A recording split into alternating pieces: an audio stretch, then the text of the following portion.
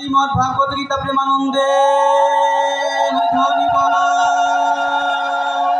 জয় জয় রাধা কৃষ্ণ প্রেমানন্দে ধ্বনি বলো।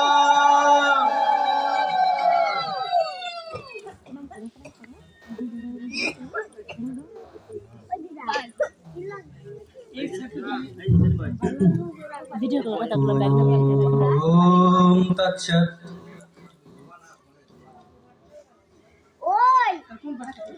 অজ্ঞানং তিমিরান্ধস্য জ্ঞানাঞ্জনশলাকয়া চক্ষুরুন্মিলিतं येन তস্मै শ্রীগুরুবে নমঃ। অখণ্ডমণ্ডলাকারং ব্যক্তং येन চরাচরং তৎপদং দর্শিतं येन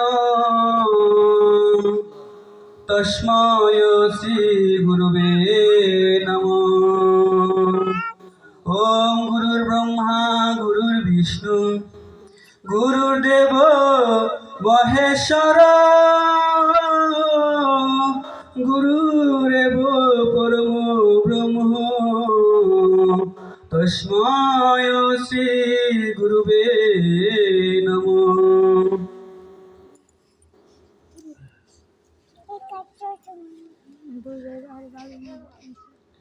ওম নমো ব্রাহ্মণ্য দেবায় গো ব্রাহ্মণ হিতায় চ জগদ্দিতায় কৃষ্ণায় গোবিন্দায় নমো নমঃ। হে কৃষ্ণ করুণা সিন্ধু দীনবন্ধু জগৎপতে গোপেশ গোপিকাকান্ত রাধাকান্ত নমস্তুতে। কৃষ্ণায় বাসুদেবায় হরয়ে পরমাত্মনে প্রণত ক্লেশনাশায় গোবিন্দায় নমো নমঃ।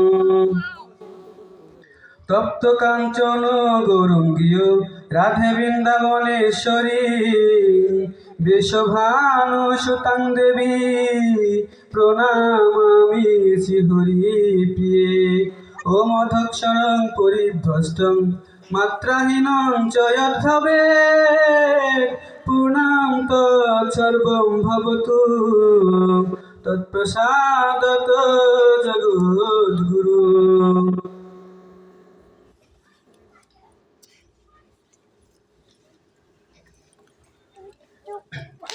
বন্দে শ্রীকৃষ্ণ চৈতন্য নিত্যানন্দ কৃপাময় সর্বভূতার সদ্ভক্ত সর্বভক্ত জয়াশ্রয়।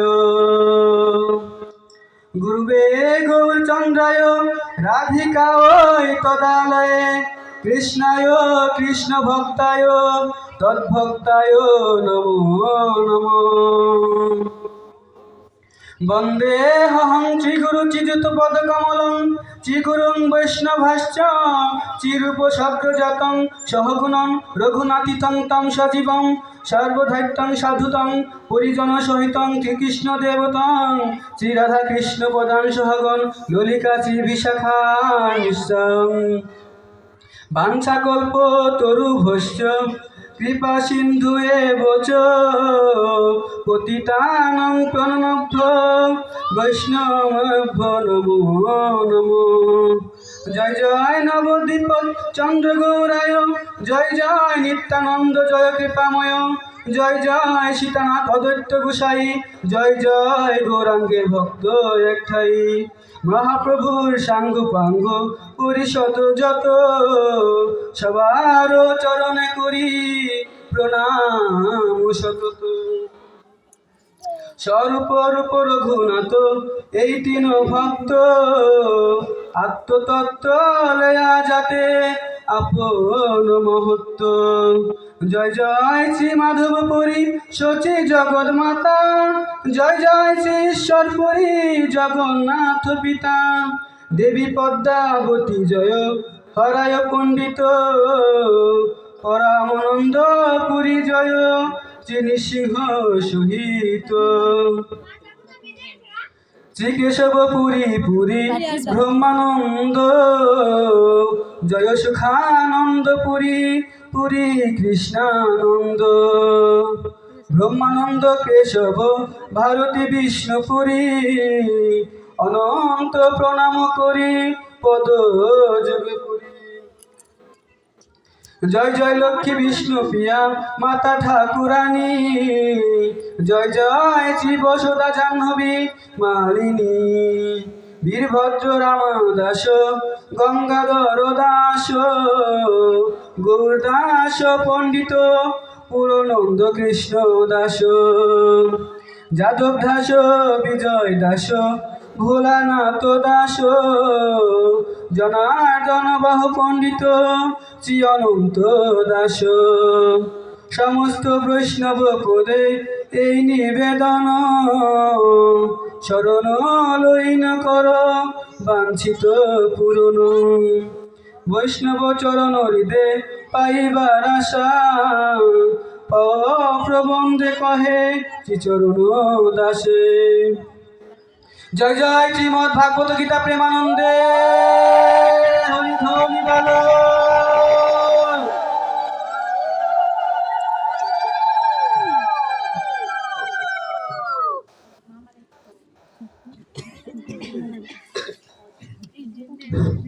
হরে কৃষ্ণ। নমস্কার। প্রথমত যেটা বলতে চাই, আমি খুবই ক্ষুদ্র একজন মানুষ। হয়তো আপনাদের মতো ধর্মজ্ঞান আমার মধ্যে অতটা নেই, তবুও যে আপনাদের সবার মাঝে আমাকে শ্রীমদ ভাগবত গীতা পাঠের এই সুযোগ করে দিয়েছেন, তার জন্য আমি সবার কাছে কৃতজ্ঞতা প্রকাশ করছি।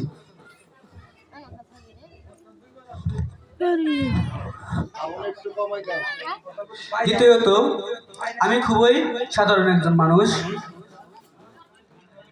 আর আজকে ভক্তবৃন্দের মাঝে আমার প্রথম শ্রীমদ ভাগবত গীতা পাঠ। এর আগে কখনো এমন অভিজ্ঞতা আমার কখনো হয়নি, সেটা হয়তো আপনারা জানেন। আমি জানি আজ শ্রীমদ ভাগবত গীতা পাঠকালে আমার কিছু ভুল ত্রুটি অবশ্যই হবে। আপনাদের শ্রীচরণ তলে আমার আকুল নিবেদন, আমাকে আপনাদের সন্তান, আপনাদের ভাই, আপনাদের নাতি এবং পরিশেষে আমাকে শ্রীকৃষ্ণের একজন ক্ষুদ্র ভক্ত মনে করে সবাই ক্ষমা করে দিবেন।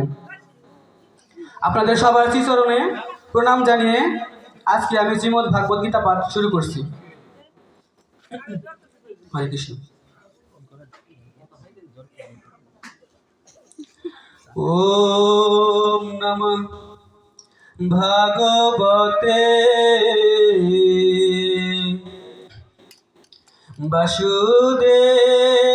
বাসুদেবায়। ওম নমো ভগবতে বাসুদেবায়।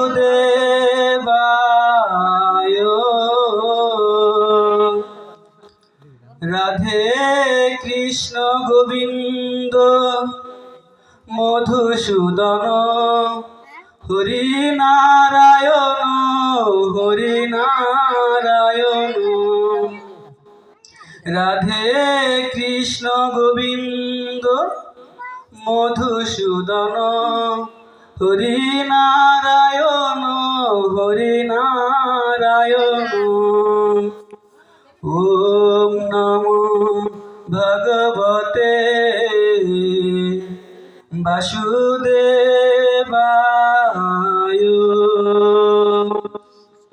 ওম নমো ভগবতে বাসুদেবায়।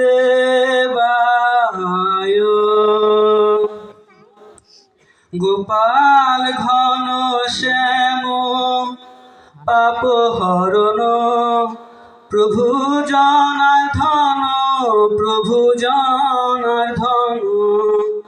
গোপাল ঘন শ্যাম পাপহরণ, প্রভু জনার্দন প্রভু জনার্দন। ওম নমো ভগবতে বাসুদেবায়।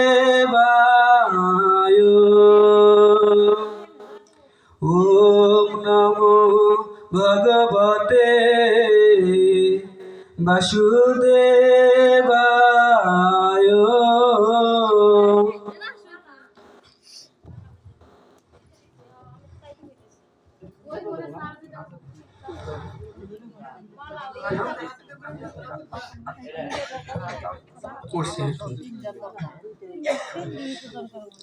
রাধা কৃষ্ণ, রাধা কৃষ্ণ, রাধা কৃষ্ণ নামটা নিতেই মনটা কেমন ভরে যায়, তাই না? পৃথিবীতে এত নাম থাকতে এই রাধা কৃষ্ণ নামে কেন আমাদের মন ভরে? কি আছে নামের মধ্যে?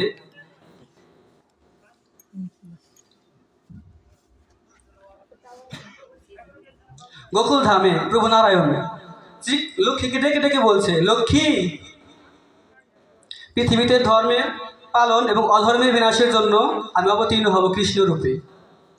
তো আমি চাই আমার সাথে তুমিও সেখানে অবতীর্ণ হও রাধা রূপে। জগৎ সংসার দেখবে আমাদের রাধা কৃষ্ণের প্রেম কাহিনী। তখন লক্ষ্মী বলছে, প্রভু, আমি পৃথিবীতে জন্মগ্রহণ করবো ঠিক আছে, কিন্তু আমার একটি শর্ত আছে। তখন আমার প্রভু বলছে, কি শর্ত? তখন লক্ষ্মী বলছে, আমি পৃথিবীতে জন্মগ্রহণ করব, কিন্তু পৃথিবীতে জন্মানোর পরে আমি পৃথিবী দর্শনের আগে সর্বপ্রথম কৃষ্ণ দর্শন করতে চাই। আমি পৃথিবীর আলো দেখার আগে আমি সর্বপ্রথম আমার কৃষ্ণের মুখ দর্শন করতে চাই। কারণ আমি জানি জন্মের পরে যদি আমি কৃষ্ণ দর্শন করি তাহলে আমার পুরো জগৎ পুরো কৃষ্ণময় হয়ে যাবে। আমি যেদিকে তাকাবো শুধু কৃষ্ণ আর কৃষ্ণ দেখতে পাবো। তখন আমার প্রভু বলছে, ঠিক আছে, তুমি জন্মানোর পরেই সর্বপ্রথম আমাকে দেখতে পাবে। তো দাপর যুগে প্রভু আমার মথুরায় কংসের কারাগারে দেবকীর অষ্টম গর্ভে জন্ম নিল এবং পিতা বাসুদেব তাকে কংসের হাত থেকে বাঁচানোর জন্য দ্বারকায় ওই নন্দরাজের ঘরে যশোদার কোলে রেখে আসলো। এই ঘটনা তো আমরা সবাই জানি কম বেশি, তাই না? এই দ্বারকার পাশের গ্রামে ছিল বর্ষণা। সেই বর্ষণা রাজা ছিল কে? রাজা বৃষভানু এবং তার স্ত্রী ছিল কীর্তিদা সুন্দরী।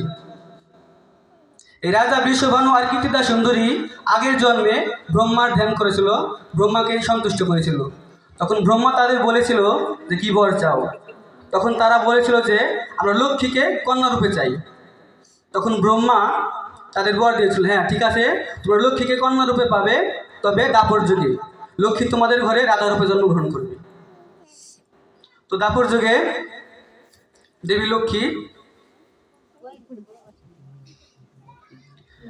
বৃষভানু আর কীর্তিদা সুন্দরীর ঘর আলো করে জন্ম নিল। রাধার জন্মেতে তাদের ঘর পুরো আলোকিত হয়ে গেল, পুরো তাদের এলাকায় আলোকিত হয়ে গেল। কারণ ওরকম দৈব শিশু এর আগে কখনো দেখেনি। রাধার এত সুন্দর রূপ, এরকম রূপের শিশু তারা কখনো আগে কেউ দেখেনি। কেমন রূপ ছিল আমার রাধারানীর! পৃথিবীতে যত রমণী আছে সমস্ত রমণীর সৌন্দর্য নিয়ে তৈরি হয় একটা পরী, আর যত পরী আছে তাদের সমস্ত পরীর রূপ নিয়ে তৈরি হয় স্বর্গের একজন অপ্সরা। আর স্বর্গে যতগুলো অপ্সরা আছে তাদের সমস্ত অপ্সরার রূপ নিয়ে তৈরি হয়েছিল আমার রাধারানী। তাহলে বুঝেন আমার রাধারানী কতটা সুন্দরী ছিল দেখতে।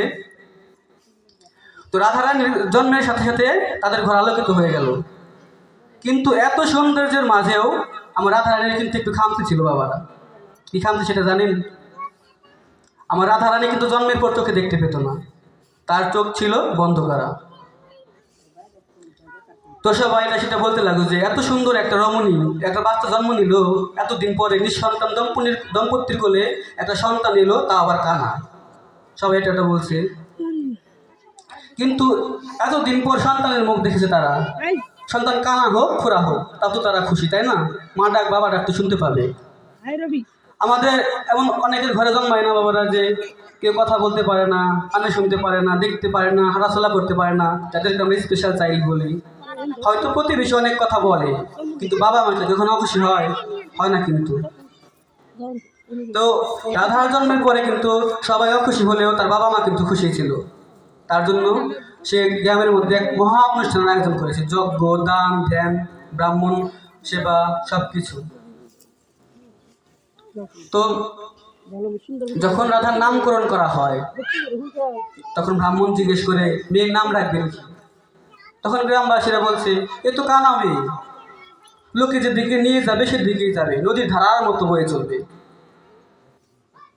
জগতের নিয়মের মতো যে দিকে নিয়ে যাবে তাকে সে সেদিকেই যাবে, চোখে দেখতে পারে না, ওর নাম রাখো ধারা। তখন বৃষভানু আমার বলছে আমার মেয়ে নদীর ধারার মতো বয়ে যেতে আসে নাই, আমার মেয়ে ওই নদীর ধারাকে উল্টো পথে বয়ে নিয়ে যেতে এসেছে, তাই আমি আমার মেয়ের নাম ধারা রাখবো না, বরং ধারাকে উল্টালে হয় রাধা, আমি আমার মেয়ের নাম রাখলাম রাধা। তো নাম রাখা হলো রাধার। এখন এই বৃষভানুর বন্ধু ছিল নন্দরাজ, যার গ্রাম ছিল পাশের গ্রামে। এখন বন্ধুর এতদিন পরে একটা সন্তান হয়েছে, এত উৎসবের আয়োজন করেছে, তো সেখানে ওই নন্দরাজ মা যশোদা তার কোলে, তখন কৃষ্ণ ছোট হাঁটে, টুকিটাকি করে হাঁটে, তখন তারা দেখতে আসছে বন্ধুর মেয়ে হয়েছে, তাই দেখে আসি, অনুষ্ঠান আয়োজন করেছে, নিমন্ত্রণ দিয়েছে। তখন বর্ষণা এলো আমার ওই নন্দরাজ, যশোদা আর কোলে ছিল আমার শ্রীকৃষ্ণ। তো নন্দরাজের সাথে ওই যে বৃষভানু আলোচনা করতে লাগলো, তারা আর কি বাইরে আলোচনা করতেছে, তখন কৃষ্ণ আমার যশোদার কোল থেকে নেমে হাঁটি হাঁটি পা পা করে ওই ঘরের ভিতর চলে গেল।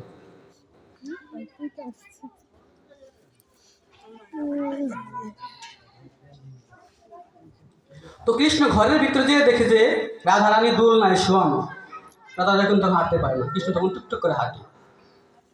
তখন কৃষ্ণ আমার ওই দোলনা ধরে দাঁড়িয়ে রাধাকে ডাকছে, রাধা ও রাধা, জগতের সবাই বলে তুমি নাকি কানা, তুমি নাকি চোখে দেখতে পাও না, কিন্তু রাধা আমি তো জানি তুমি কানা নও, তুমি আমার উপর অভিমান করে চোখ বন্ধ করে আছো, কারণ তুমি আমায় গোকুল ধামে বলেছিলে যে আমি রাধার উপর অবতীর্ণ হব, কিন্তু আমি পৃথিবীতে জন্মানোর পর সর্বপ্রথম কৃষ্ণ দর্শন করতে চাই, আমি এতদিন তোমার সামনে আসি নাই, তাই তুমি চোখ খুলো নাই, চেয়ে দেখো আমি তোমার সামনে এখন এসে গেছি, এবার তো চোখ খুলো। তখন রাধারানী আমার চোখ খুলে কৃষ্ণকে দর্শন করলো।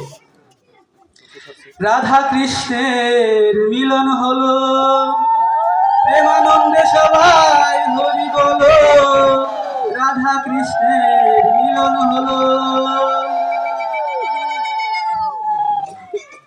এই তখনই ছিল কিন্তু আমার রাধা কৃষ্ণের প্রথম মিলন, প্রথম সাক্ষাৎ। তখন রাধা আমার চোখ খুলে কৃষ্ণ দর্শন করল। কৃষ্ণ দর্শন করে রাধা বলছে, দুনয়ন জল ছেড়ার বলছে, প্রভু আপনি এসেছেন, আমাকে আপনাকে দর্শন করা হয়ে গেল, এখন আমার পুরো জগৎ শুধু কৃষ্ণময় হয়ে যাবে, আমি যেদিকে তাকাবো শুধু কৃষ্ণ আর কৃষ্ণ দেখতে পাবো। তখন দেখলো কৃষ্ণ রুম থেকে বেরোনোর পরে সবাই দেখলো যে রাধা তার চোখে দেখতে পায়, তখন আর সবার বুঝতে বাকি রইল না যে কৃষ্ণই ছিল রাধার চক্ষুদাতা। এভাবে আমার কৃষ্ণ বড় হতে লাগলো দ্বারকায়, আর গোকুলে, আর রাধা বড় হতে লাগলো কোথায়? বর্ষণায়। যখন বড় হয় দেখবেন বাবা রাধার বিয়ে হয় কিন্তু কার সাথে? আয়ান ঘোষের সাথে, তাই না? আমরা সবাই জানি সেটা, রাধার বিয়ে হয় আয়ান ঘোষের সাথে। আয়ান ঘোষ কিন্তু পূর্বজন্মে এক মুনি ছিল, তার নাম ছিল অভিমন্যু ঋষি। ও ধ্যান করেছিল, যে ধ্যান করে কৃষ্ণকে নারায়ণকে সন্তুষ্ট করেছিল। তখন নারায়ণ যখন আয়ানের ধ্যানে সন্তুষ্ট হয়েছিল তখন বলেছিল কি বর চাও? তখন ও মনে মনে চিন্তা করছে, আমি তো নারায়ণ পেয়ে গেলাম, অর্ধেক জগৎ আমার পাওয়া হয়ে গেছে, এখন যদি আমি লক্ষ্মীরে পাই তাহলে আমার পুরো জগতে পাওয়া হয়ে যাব। তখন সে নারায়ণের কাছে চাইল যে আমি লক্ষ্মীকে স্ত্রী রূপে চাই। তখন তো নারায়ণ তো রেগে আগুন, ওকে বর দেওয়া বাদ দিয়ে চলে গেল। ও আবার কম যায় না, ও আবার চারপাশে আগুন জ্বেলে আবার কঠোর ধ্যান শুরু করলো। তখন আবার নারায়ণ প্রকট হলো। এখন ভক্তের ডাকে ভগবান এসেছে, ভক্ত চাইছে, ভগবান যদি তার ইচ্ছে পূরণ না করে তাহলে জগতের তো তার একটা থাকবে না যে ভগবান ভক্তের ইচ্ছে পূরণ করতেছে না। তখন নারায়ণ বলছে ঠিক আছে, তুমি লক্ষ্মীকে স্ত্রী হিসাবে পাবে, তবে দাপর যুগে, কিন্তু তুমি লক্ষ্মীকে স্ত্রী হিসাবে পাওয়ার জন্য যে দুঃসাহস করেছো তার জন্য আমি তোমাকে অভিশাপ দিচ্ছি, তুমি দাপর যুগে নপুংসক হয়ে জন্ম নেবে, তোমার ভিতরে কোনো কাম শক্তি থাকবে না। তখন দাপর যুগে যখন রাধার সাথে আয়নের বিয়ে হলো, আয়ন একদিন নিজের উদ্দেশ্য চরিতার্থের জন্য, অসৎ উদ্দেশ্য চরিতার্থের জন্য একটা মন্ত্রপুত বেল রাধাকে খাওয়াতে চাইল। ওই মন্ত্রপুত বেল রাধাকে খাইয়ে তার অসৎ উদ্দেশ্য চরিতার্থ করবে। তখন ওই বেলটা নিয়ে রাধাকে নিয়ে বলছে, রাধা দেখো তোমার জন্য একটা বেল এনেছি। তখন আবার রাধার গৃহে ঋষি দুর্বাসা এসেছে সেবা গ্রহণ করার জন্য। রাধা বলছে, আমি এই ফলটা তাহলে আমি ঋষিকে আগে উৎসর্গ করবো, তারপরে প্রসাদ হিসেবে ভক্ষণ করব। যখন রাধা ওই ফলটা ঋষি দুর্বাসার সামনে নিয়ে গেল, তখন ঋষি ওই ফলটা দেখেই বুঝতে পারছে এটা মন্ত্রপুত ফল, এটা আয়নের চালাকি। সে ওই ফলটা দেখেই বুঝে ফেললো যে এটা আয়নের কোনো অসৎ উদ্দেশ্য চরিতার্থ করার জন্য রাধাকে খাওয়াতে চেয়েছিল। তখন সে আয়ানকে সঙ্গে সঙ্গে অভিশাপ দিল যে, আয়ান তুমি যে উদ্দেশ্যের জন্য রাধাকে এই ফল খাওয়াতে চেয়েছিলে, তোমার সেই উদ্দেশ্য কখনোই পূরণ হবে না। তুমি এরপর থেকে এই অসৎ উদ্দেশ্যে যখনই রাধাকে স্পর্শ করবে, তখনই তুমি ভস্ম হয়ে যাবে। তারপর থেকে কিন্তু আয়ান ঘোষ রাধাকে স্পর্শ করতে পারত না। তাহলে রাধার স্বামী তো আয়ান ঘোষ, এটা তো আমরা সবাই জানি। কিন্তু কৃষ্ণের স্ত্রী কি ছিল এটা কি আমরা জানি? হয়তো অনেকে জানি, হয়তো জানি না। কৃষ্ণের প্রধান স্ত্রীর নাম ছিল রুক্মিণী। রুক্মিণী কেমন মেয়ে ছিল সে, যে কিনা ভগবানকে তার স্বামী রূপে পেল। সে কি কোনো সাধারণ মানুষ ছিল? তাহলে রুক্মিণীও কিন্তু সাধারণ মানুষ ছিল না।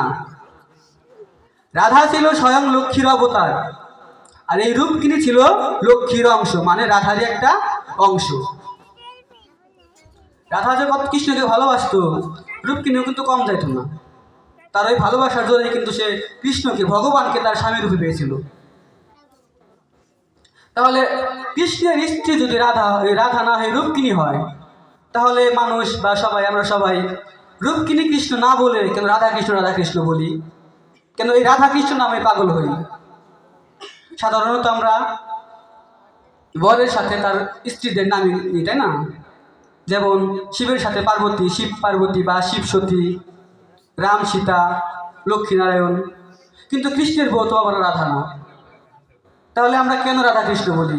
ওই রুক্মিণী কৃষ্ণ কেন বলি না? একটা প্রশ্ন জাগে না আমাদের মনে? থাকতে পারে, তাই না? এমন প্রশ্ন কিন্তু ওই রুক্মিণীর মনেও ছিল যে আমার স্বামী, আমি ওনার স্ত্রী, সবাই তার নামের সাথে আমার নাম না জড়িয়ে কেন ওই রাধারানীর নাম জড়ায়? রুক্মিণী কিন্তু রাধাকে পছন্দ করতো না তার জন্য। মায়েরা, যদি আপনাদের বরের সাথে অন্য কোনো মেয়ের নাম জড়িয়ে থাকে, জড়িয়ে কেউ কথা বলে, আপনাদের কি ভালো লাগবে? সেটা অবশ্যই ভালো লাগবে না, তাই না? তো রুক্মিণীর কিন্তু এই বিষয়টা ভালো লাগে নাই।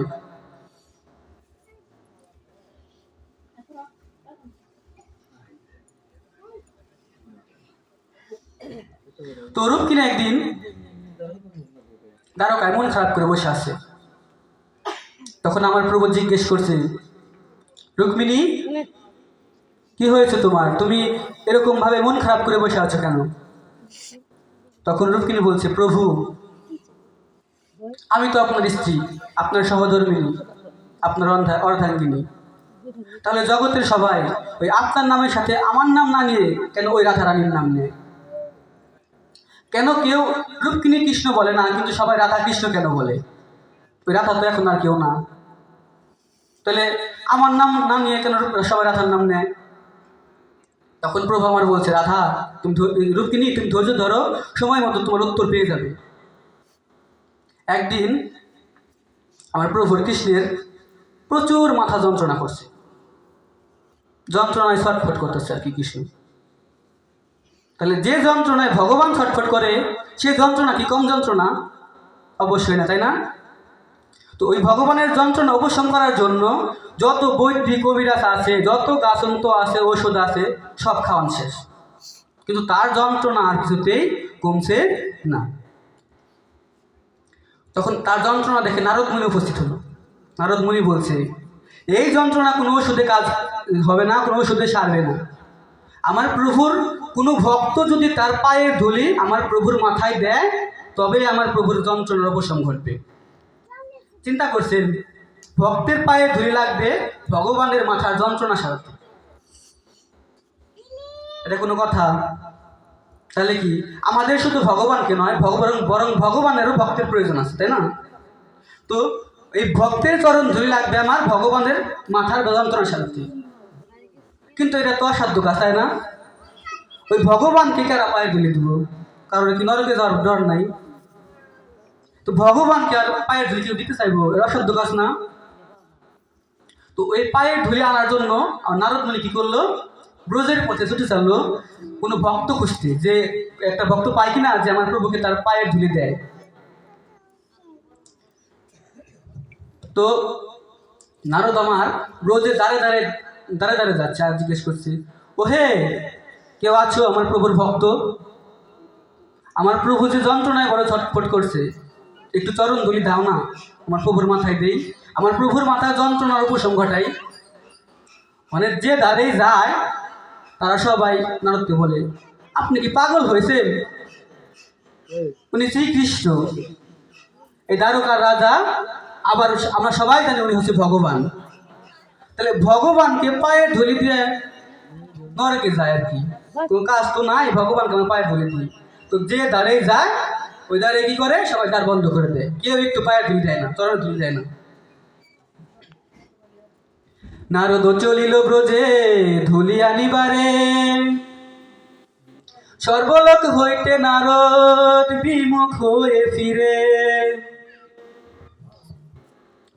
যন্ত্রণাতে আমার প্রভুর মাথা ফেটে যায়, দিক বিদিক ঘুরে ফিরে ধুলি নাহি পায়।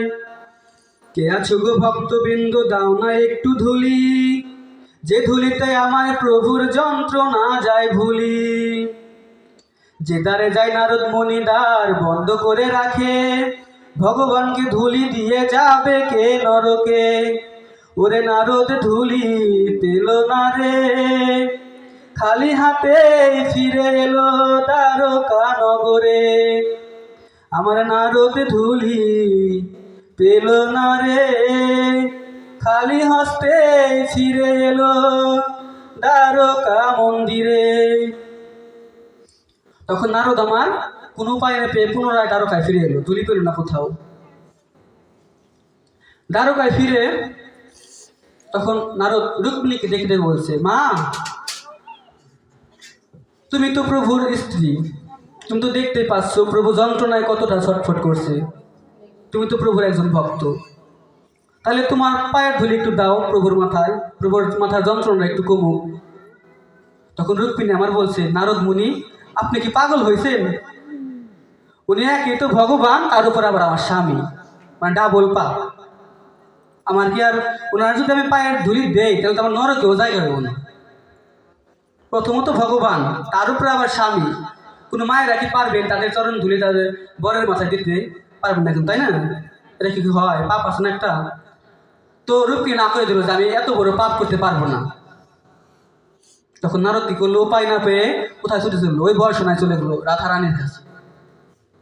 রাধারানীর কাছে গিয়ে ডেকে ডেকে বলছে, রাধা, ও রাধা, দ্বারটা খুলো। রাধারানী তখন আমার দ্বার খুলে যখন নারদকে দেখতে পেলো তখন জিজ্ঞেস করলো, নারদ মুনি, আমার প্রভুর কি খবর, প্রভু কেমন আছে? তখন নারদ বলল, রাধা, প্রভু ভালো নেই রাধা, প্রভু যন্ত্রণায় বড় কষ্ট পাচ্ছে, মাথা যন্ত্রণায়। প্রভুর ওই যন্ত্রণা সারানোর জন্য ভক্তের পায়ের ধুলি লাগবে। আমি পুরো ব্রজ তন্ন তন্ন করে খুঁজলাম, এমন একজন ভক্ত পাইলাম না যে আমার প্রভুর মাথায় একটু চরণ ধুলি দেয়। সবাই নরকে যাওয়ার ভয়ে কেউ একটু চরণ ধুলে আমার প্রভুর মাথায় দিল না। শোনো শোনো রাধারানী, বলি যে তোমারে, যন্ত্রণাতে আমার প্রভু যাচ্ছে বুঝি মরে। কত খুঁজি এদিক ওদিক ধুলি নাহি পাই, বলো বলো এখন আমি কোন বা দিশায় যাই। শুনিয়া সব রাধারানী চমকিয়া উঠিল, আগা পিছু না ভাবিয়া ছুটিয়া চলিল। রাধা ছুটিয়া চলিল, আমার প্রভু কষ্ট পাচ্ছে আমি বুঝলাম না, এ কেমন ভক্ত আমি নাই বুঝি ক্ষমা। এক ছুটে রাধারানী দ্বারকা পৌঁছিল, কৃষ্ণের কষ্ট দেখে রাধার বদন ভেসে গেল। তো নারদের মুখে রাধারানী আমার সবটা শুনে কোনো কিছু না ভয় একটা দৌড় লাগাইলো দ্বারকা ফেলে। আর মনে মনে ভাবছে, হাই রে, আমার প্রভু ওইদিকে যন্ত্রণায় কষ্ট পাচ্ছে আর আমি ভক্ত হয়ে সেটা বুঝতেও পারলাম না, আমার কি এই পাপের ক্ষমা আছে? চিন্তা করছেন আপনারা সবাই পাপ যে ভগবানের মাথায় পায়ের ধুলি দেওয়া লাগবে সেই পাপের ভয় করছে। আর রাধারানী চিন্তা করছে যে আমার প্রভু যন্ত্রণায় কষ্ট পাচ্ছে আমি বুঝলাম না, সেই পাপের ভয় করছে। দেখিয়া হাই রাধারানী কৃষ্ণের এমন মুখ, হা কৃষ্ণ বলে কেঁদে ভাসাই বুক। ওরে রাধা পায়ের ধুলি নিল, নিজ হাতে কৃষ্ণের মাথায় ধুলি লেপে দিল। ওরে রাধা পায়ের ধুলি নিল, নিজ হাতে কৃষ্ণের মাথায় ধুলি লেপে দিল। তখন রাধারানী আমার আগা পিছু না ভাবে ওই নিজের পায়ের ধুলি নিয়ে কৃষ্ণের মাথায় লাগে, আর সাথে সাথে আমার কৃষ্ণের মাথা যন্ত্রণা ভালো হয়ে গেল। তখন পাশেই ছিল রুক্মিণী। রুক্মিণী রাধাকে ডেকে বলছে, রাধা, তুমি না কৃষ্ণকে ভালোবাসো, আবার তুমি জানো যে কৃষ্ণ ভগবান, তাহলে তুমি এত বড় পাপটা কি করে করলা? যাকে ভালোবাসো, যে ভগবান, তুমি তার নিজের পায়ের ধুয়ে তার মাথায় লাগাই দিলা। তোমার কি নরকের ভয় নাই? তুমি এই কাজটা কিভাবে করলা? তখন রাধা আমার কাঁদতে কাঁদতে বলল, আমার পায়ের ধুলায় যদি আমার প্রভুর কষ্টের অবসান হয়, তাহলে আমি এক জনম নয়, ওই 7 জনম আমি নরকে পড়তে রাজি আছি। আমার এই পায়ের ধুলা যদি আমার প্রভুর মাথার যন্ত্রণা অবসান হয়, তাহলে আমি 1000 বার আমার পায়ের ধুলে আমার প্রভুর মাথায় দিতে রাজি আছি। আমার প্রভু ভালো থাক, আমি এটাই চাই। আমি নিজের চিন্তা করি না, বরং আমার এই পাপের ভয় হচ্ছে যে আমার প্রভু এতক্ষণ কষ্ট করলো, আমি আগে তা জানলাম না। আমি আমার চিন্তা করি না, আমার প্রভু সুস্থ থাক, আমার প্রভু ভালো থাক, আমি সেই চিন্তাই করি। তখন বাবারা রূপকিনীর আর বুঝতে বাকি রইল না, সবাই কেন রাধা কৃষ্ণ বলে, ওই রূপকিনী কৃষ্ণ বলে না। তখন রূপকিনী বুঝে গেল যে ওই রাধার মতো ভালো ওই কৃষ্ণকে কেউ বাঁচতে পারবে না, আর রাধার মতো বড় ভক্ত এই জগতে আর কৃষ্ণের কেউ নাই। তার জন্য কি করলো, সবাই ওই রূপকিনী কৃষ্ণ না বলে সবাই রাধা কৃষ্ণ নামে পাগল হয়, তাই না? তখন রূপকিনী আমার কেঁদে কেঁদে প্রভুকে বলছে, প্রভু, আমি আমার উত্তর পেয়ে গেছি, আমি বুঝে গেছি জগতের সবাই কেন রূপকিনী কৃষ্ণ বলে না, বরং সবাই রাধা কৃষ্ণ বলে। কারণ ওই রাধার মতো ভক্ত আপনার আর একটাও নেই, আমিও না। ওই রাধার মতো ভালো আপনাকে কেউ বাঁচতে পারবে না।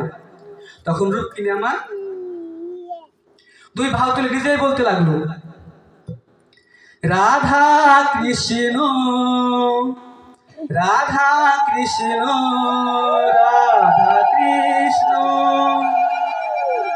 রাধা কৃষ্ণ, রাধা কৃষ্ণ, রাধা কৃষ্ণ।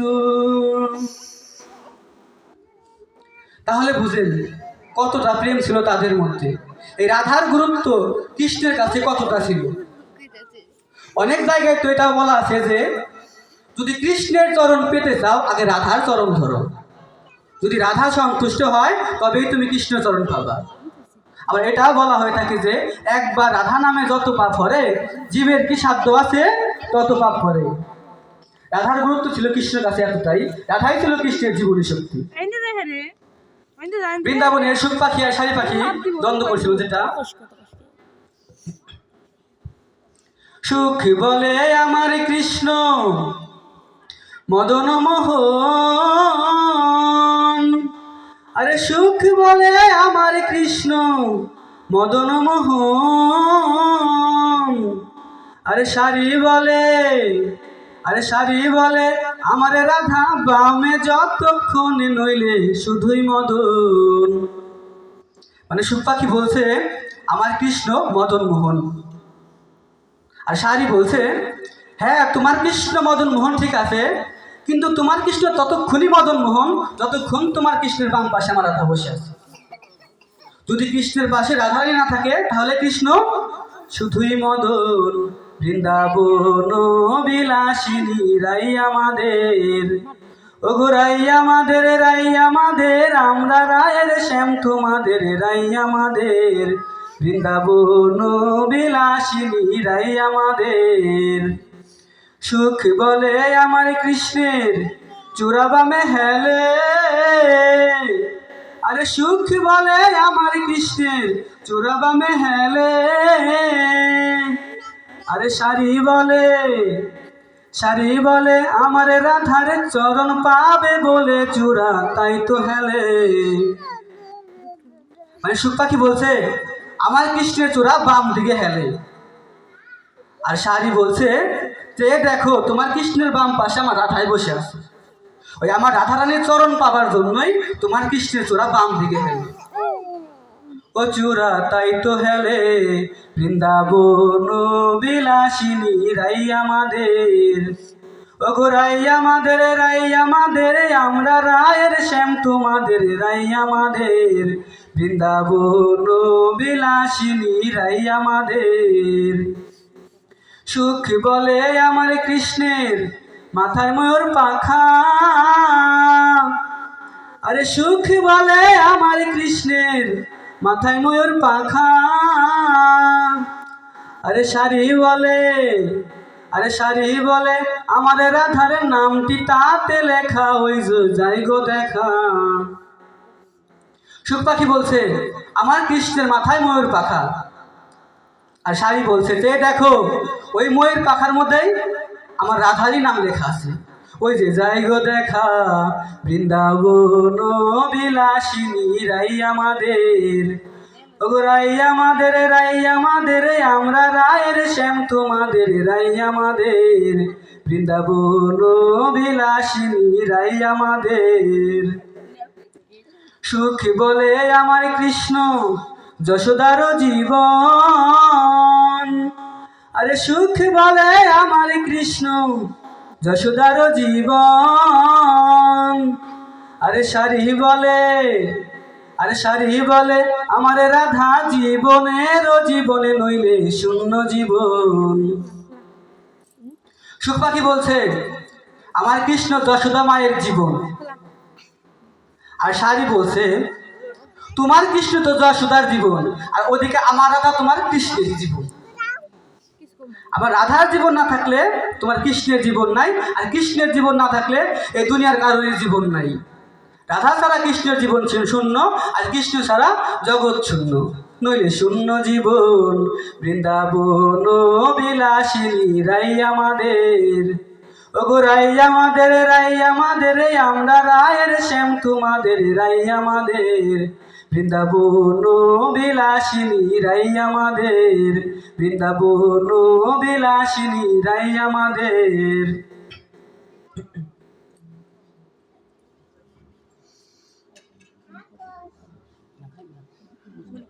তাহলে বুঝেন একজন নারীর কতটা মর্যাদা দিয়েছেন আমার প্রভু, আর আমরা এসব কি করি?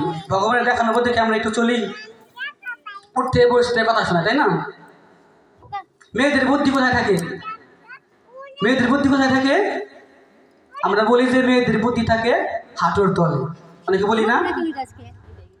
আচ্ছা, যারা এই কথাটা বলে যে মেয়েদের বুদ্ধি হাঁটুর তলে থাকে, একটা ঢাকা ভার্সিটিতে পুরো মেয়ের বুদ্ধির সাথে ঘিসে পারবে?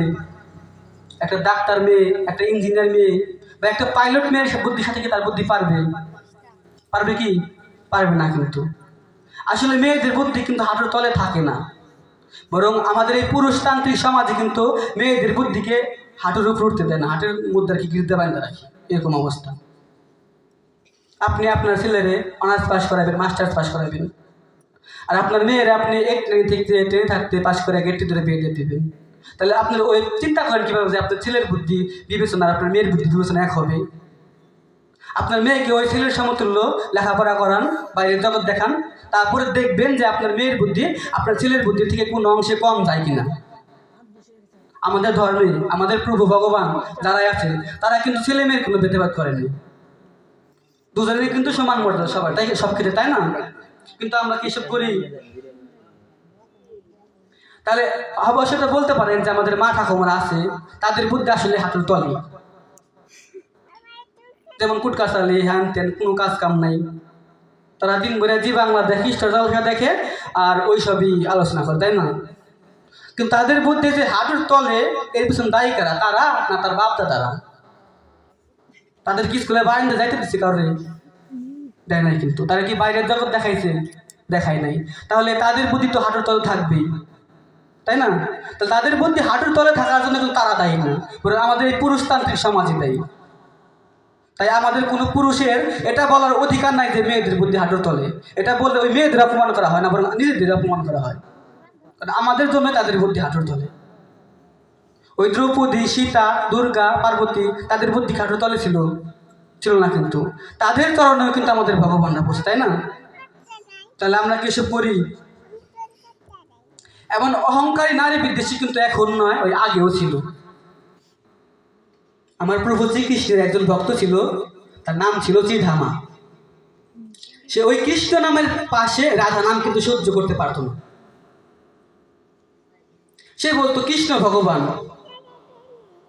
কৃষ্ণ এলাম ভক্তির প্রতীক, আর রাধা হচ্ছে প্রেমের প্রতীক।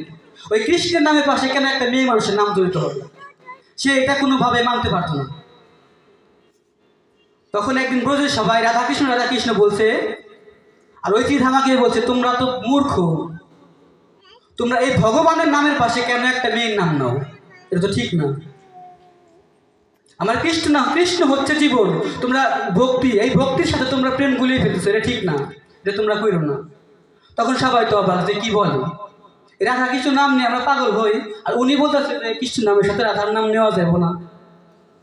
তখন বলছেন না, তোমরা প্রমাণ চাও, তা কি প্রমাণ দিবেন আপনি? পাশেই ছিল বাবার একটা মরা গাছ। তখন চিধামা বলছে, এই গাছটিকে লক্ষ্য করে তোমরা দুহাত তুলে বলো কৃষ্ণ কৃষ্ণ।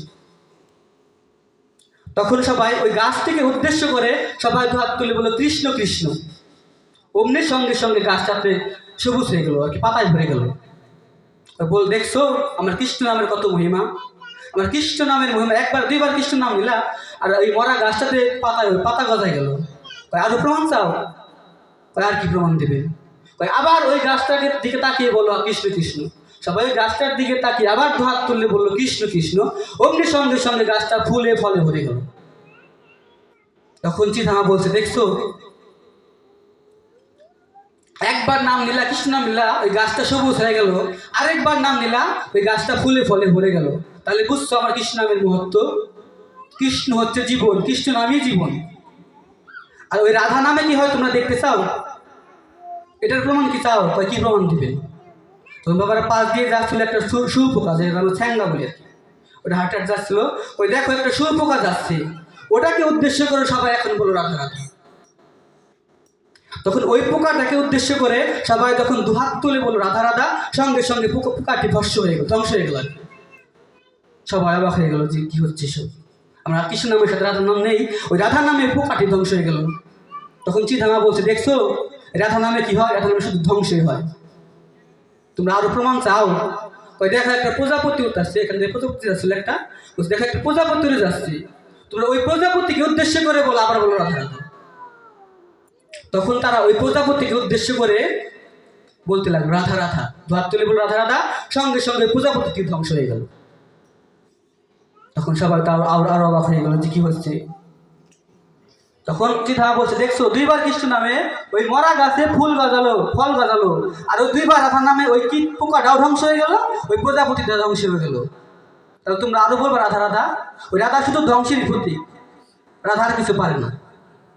তখন ওই ভিড়ে ছিল একটা বালিকা মেয়ে, ওই বালিকা মেয়ে ভিড় ঠেলে বেরিয়ে এসে বলছে যে সবাইকে বলছে, তোমরা আরেকটি বার রাধা রাধা বলো না আমাকে উদ্দেশ্য করে। তখন সবাই বল, তুমি কি পাগল হয়েছো? তুমি এতক্ষণ দেখো নাই? একবার রাধা নামে ওই পোকাটা ধ্বংস হয়ে গেল, দুইবার রাধা নামে কি হলো যে ওই প্রজাপতিটা ধ্বংস হয়ে গেল। তুমি চাইতেছো তোমার উদ্দেশ্য করে আরেকটা রাধা নাম নেই, তাহলে এর পরিণাম কি হবে তুমি জানো? তখন ও মেয়েটি ওই চিধামার হাত ধরে টেনে টেনে বলছে, বলো না আরেকটি বার রাধা রাধা, সবাইকে বলতে বলো না রাধা রাধা। ও তো বাচ্চা, তোটা বোঝে না, কিন্তু হাত ধরে বলছে বলো না। বলছে না, এটা বললে তোমার ক্ষতি হবে। তখন আমার ওই মেয়েটি বলছে, ওই যে পোকাটা ধ্বংস হইল, ওই পোকাটাই ছিলাম আমি। ওই মাটির সঙ্গে সংঘর্ষ করতে করতে আমার জীবন অতিবাহিত হচ্ছিল। আমি কবে চিন্তা করছিলাম যে কবে আমার এই জন্ম ধন্য হবে। তোমরা যখন দুহাত তুলে রাধা রাধা নাম বললা, তখন আমার ওই পোকা জন্ম ধন্য হয়ে গেল, আমি পোকা জন্ম থেকে ওই প্রজাপতি জন্ম পেয়ে গেলাম। তোমরা যখন দ্বিতীয়বার রাধা রাধা নাম নিলা, তখন আমার প্রজাপতি জন্ম পূর্ণ হয়ে গেল, আমি প্রজাপতি জন্ম থেকে মানব জন্ম পেলাম। বাবারা, যে নাম নিতে 84 লক্ষ বার জন্ম নিতে, যে মানব জন্ম পেতে 84 লক্ষ বার জন্ম নিতে হয়, ওই 2 বার রাধা রাধা নামে আমার সেই জন্ম পেয়ে গেলাম। তাহলে তোমরা আরেকটি বার বলো রাধা রাধা। যদি আরেকটি বার রাধা রাধা নাম নাও, তাহলে আমার এই মানব জন্ম পূর্ণ হবে, আমি স্বয়ং ভগবানের কাছে চলে যেতে পারবো। বলো না আরেকটি বার রাধা রাধা, ও রাধা নাম শুনবি আর কি। আরেকটি বার রাধা নাম নাও, আমার মানব জন্ম সার্থক হবে, আমার এই আত্মা ওই পরমাত্মার সাথে মিশে যাবে, আমি স্বর্গবাসী হয়ে যাব। তখন চিন্তা কিন্তু বুঝে গেল যে রাধা ধ্বংসের প্রতীক না। ওই রাধা নামেই, ওই 2 বার রাধা নামে ওই মানব জন্ম পেল, এবং 3 বার যদি রাধা নাম নেয়, তার ওই মানব জন্ম ধন্য হয়ে যাবে। তখন মেয়েটি খুব বায়না করছিল, সবাই যখন রাধা রাধা নাম বললো আরেকবার, তখন মেয়েটি সঙ্গে সঙ্গে পরমাত্মায় বিলীন হয়ে গেল, তার মানব জন্ম সার্থক হয়ে গেল। সবাই তখন বলতে লাগলো রাধা রাধা। তাহলে যে ওই চিধামা যে রাধাকে মেয়ে বলে এত অসম্মান করছিল, কিন্তু তার মনে কিন্তু তার আর বিন্দু মাত্র অসম্মান দিল না। তখন সেও সাথে সাথে সবার সাথে সাথে রাধা কৃষ্ণ বলতে লাগলো। এরকম আরেকটা ঘটনা আছে, যেটা আমার ভৃগুমণি ছিল, আবার শিবের সাধক, শিব সাধনা করত। তো একদিন ভৃগুমণির খুব ইচ্ছে হলো যে ও কৈলাসে গিয়ে শিবের চারপাশে প্রদক্ষিণ করে শিবকে একটা প্রণাম করবে। তখন ভৃগুমণি করলো কি, কৈলাসে চলে গেল শিব দর্শনের জন্য। তো কৈলাসে গিয়ে দেখে যে ভগবান সে পাশে একজন নারী নিয়ে পার্বতীকে নিয়ে বসে আছে। ঈশ্বর সত্য হে, সত্য হে শিব হে, শিব হি সুন্দর হে, সত্যম শিবম সুন্দরম, সত্যম শিবম সুন্দরম। মানে পুরাণ অনুসারে শিবই সত্য, শিবই ভগবান। ওই ভগবান কিনা পাশে মেয়ে লোক নিয়ে বসে গেছে। ওইটা দেখা তোর মনে ঋষির মাথা গরম হয়ে গেছে যে শিব ভগবান, তার কি দরকার পাশে মেয়ে লোক নিয়ে বসে থাকার, নাই না স্ত্রী লোকে, কি এই পার্বতী। তখন ভৃগুমণি প্রভুকে ডেকে ডেকে বলছে, প্রভু আমি আপনাকে প্রদক্ষিণ করতে চাই, তার পাশে প্রদক্ষিণ করে আপনাকে আমি প্রণাম করব, আমার খুব ইচ্ছা। তখন শিব বলছে ঠিক আছে তুমি করো। তখন ভৃগুমণি বলছে যে প্রণাম তো করবো, কিন্তু আপনার পাশে তো পার্বতী বসে আছে, আমি কোনো স্ত্রী লোককে প্রদক্ষিণ করতে পারবো না। আমি আপনার ভক্ত, আমি শুধু আপনাকে প্রদক্ষিণ করব, আমি ওই পার্বতীকে প্রদক্ষিণ করতে পারবো না। হয় আপনি সরে বসুন, নয় পার্বতীকে ওখানে সরে রাখতে বলুন। তখন শিব বলছে, প্রভু বলছে যে আমি আর পার্বতী একই আত্মা, 2 দেহ, আমরা আলাদা কেউ নেই। তাই তুমি যদি প্রদক্ষিণ করতে চাও, তাহলে আমার দুজনকে তোমাকে প্রদক্ষিণ করতে হবে। তখন মুনিও তো কম যায় না, আগেকার মুনিকে তো অনেক শক্তি ছিল, অনেক ক্ষমতা ছিল। তখন মুনি কি করলো, সাপের আকার ধারণ করলো। সাপের আকার ধারণ করে করলো কি, যে সাপ হয়ে এখানে পার্বতী বসে আছে, দুজনের মাঝখানে যাবে, কি তা পার্বতীকে প্রদক্ষিণ করবে না, মেয়ে বললে এখান দিয়ে প্রদক্ষিণ করে ওকে শিবকে শুধু প্রদক্ষিণ করবে। তখন যে ভৃগুমণি সর্পরূপ ধারণ করে এখান দিয়ে প্রদক্ষিণ করতে লাগলো, সঙ্গে সঙ্গে শিব আর পার্বতী মিলে মিশাকার হয়ে গেল, যেটাকে আমরা বলি অর্ধনরেশ্বর রূপ, যা হরগৌরী, অর্ধেক শিব অর্ধেক পার্বতী, 2টা মিলে এক হয়ে গেল। চাইছিল যে পার্বতী প্রদক্ষিণ করবো না, কিন্তু দেখলো যে 2টা মিলে এক হয়ে গেল, একজনে হয়ে গেল। কিন্তু ও তো নাসর বান্দা, তাও ও পার্বতীর প্রদক্ষিণ করবো না, যে মেয়ে লোকরা আমি প্রদক্ষিণ করবোই না। তখন ওই ভৃগুমণি কি করলো, একটা মৌমাছির রূপ নিল। মৌমাছির রূপ নিয়ে উড়তে উড়তে গিয়ে এই যে শিব পার্বতীর মাঝ বরাবর বসলো আর কি। এর পাশে যে পার্বতী আছে, এখান দিয়ে কাইটে আর কি পার্বতীর বাদ দিব, তারপর এখান থেকে শিবকে শুধু প্রদক্ষিণ করবো, তা পার্বতীর প্রদক্ষিণ করবো না, মেয়ে বলছি। তখন যেই করলো কি, যে এখানে বসে, আচ্ছা আমি যে এখানে বসে আছি, আমার মাঝখান থেকে যদি কাটা হয়, আমি কি বাঁচবো আর থাকবো? শিব আর পার্বতী কিন্তু তাই ছিল, তাই না? ওরা দেহ ছিল 2টা, আত্মা ছিল একটা, তাদেরকে আলাদা করা যাইব না। কিন্তু তো ও যেই মৌমাছি রূপে এই পাশে বসে তাদের আলাদা করার চেষ্টা করলো, সঙ্গে সঙ্গে পার্বতী অভিশাপ দিল যে ভৃগুমণি, নারীর প্রতি যে তোমার এত বিদ্বেষ, নারীর প্রতি যে তোমার এত ঘৃণা, আমি তোমাকে অভিশাপ দিচ্ছি, তোমার শরীরে যতটুকু নারীর অংশ আছে এই মুহূর্তে তা ভস্য হয়ে যাবে। যেই মুহূর্তে অভিশাপ দিল, সঙ্গে সঙ্গে কি হলো, ওই মুনি সম্পূর্ণ ভস্য হয়ে গেল, একটু কিচ্ছু নিল। দেখেন, চিন্তা করেন, অভিশাপ দিছিল যে তোমার শরীর থেকে নারীর অংশ ভস্য হয়ে যাবে, কিন্তু ওই ভিক্ষুমুনির কিচ্ছুই রইল না, সব ভস্য হয়ে গেল। তার মানে কি বুঝলেন? আমাদের পুরা অংশটাই একটা নারীর অংশ। বাবার আমরা সবাই কিন্তু একটা নারীর পেটের মধ্যে থেকে জন্মগ্রহণ করি, তাই না? তো ভিক্ষুমুনির পুরা অংশটাই ছিল নারীর অংশ।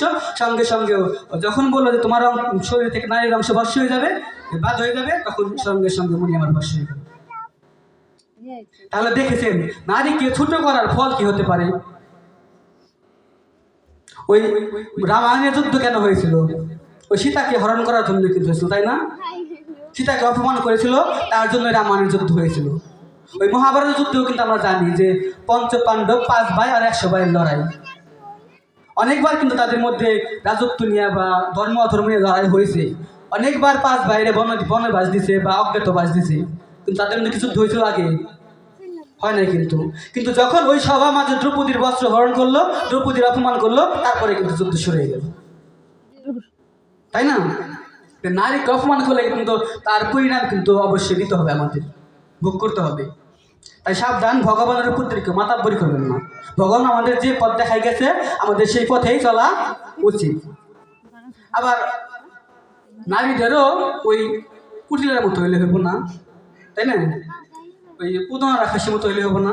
আমাদের যারা ভগবতী আছে বা আমরা যে বলি ভগবানের অর্থাঙ্গী, তাদের মতো হইতে হবে, তাই না?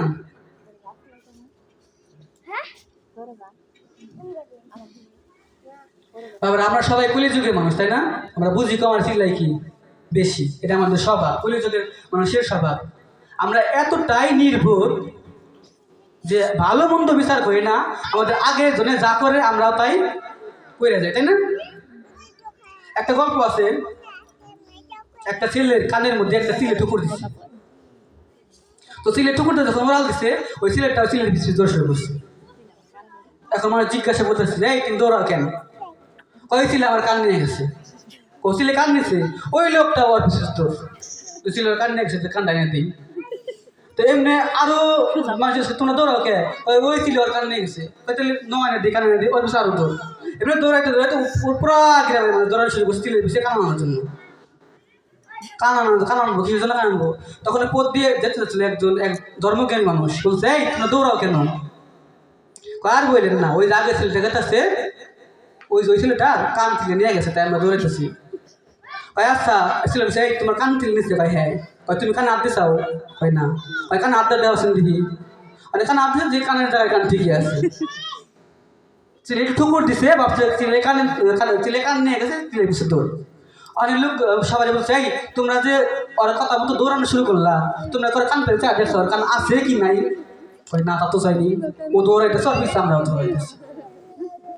আমরা কিন্তু কলিযুগের মানুষ কিন্তু এমনি, আগে জনে যা করে আমরা পিছ তাই করি। ওটা ভালো কি খারাপ, ওটার কোনো ব্যাখ্যা আছে কি নাই কিছু দেওয়ার চেষ্টা করি না, ও বললো আমার করা লাগবে, তাই না? যেমন আমরা করছি আমাদের ভগবান গীতায় 4th অধ্যায় 13 নম্বর শ্লোকে বলেছেন, চতুর্বর্ণ মায়া সৃষ্ট গুণকর্ম বিভাগস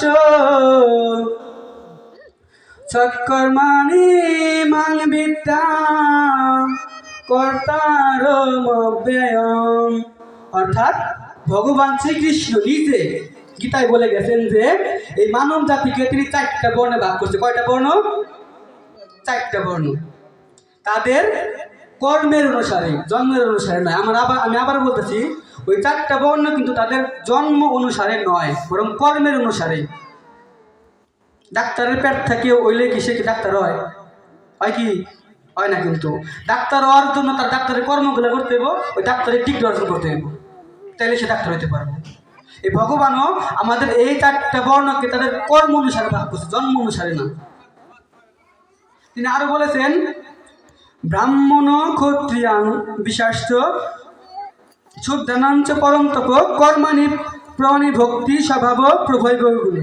মানে তিনি ব্রাহ্মণ, ক্ষত্রিয়, বৈশ্য আর শূদ্র, এই চারটা বর্ণ। ব্রাহ্মণ, ক্ষত্রিয়, বৈশ্য, শূদ্র, এই চারটা বর্ণে সমগ্র মানব জাতিকে ভাগ করছে, কিন্তু তাদের জন্ম অনুসারে নয়, বরং কর্ম অনুসারে। খেয়াল করেন একটু,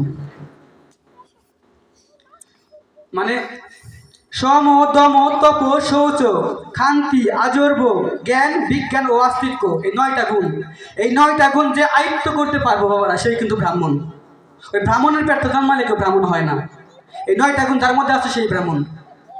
আবার শৌর্য, তেজ, ধীতি, দক্ষতা, যুদ্ধে অপলায়ন, দান, প্রভুত্ব, এই 7টা গুণ যে অর্জন করবো সে হচ্ছে ক্ষত্রিয়। তেমনি কৃষি, গোরক্ষা, শিল্প, বাণিজ্য, লেনদেন, এগুলা গুণগুলা যার মধ্যে থাকবো সে হলো বৈষ্ণব। আর সেবা, শুশ্রূষা, সমাজ সেবা বা শ্রমিক, তারা হলো কি শূদ্র। 4টা বর্ণ ভাগ করছে।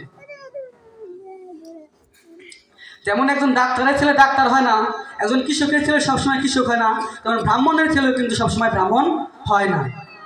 ব্রাহ্মণের ছেলে যদি সে ওই ক্ষত্রিয়ের 7টা গুণ অর্জন করে, সে কিন্তু ক্ষত্রিয় হয়ে যাবে।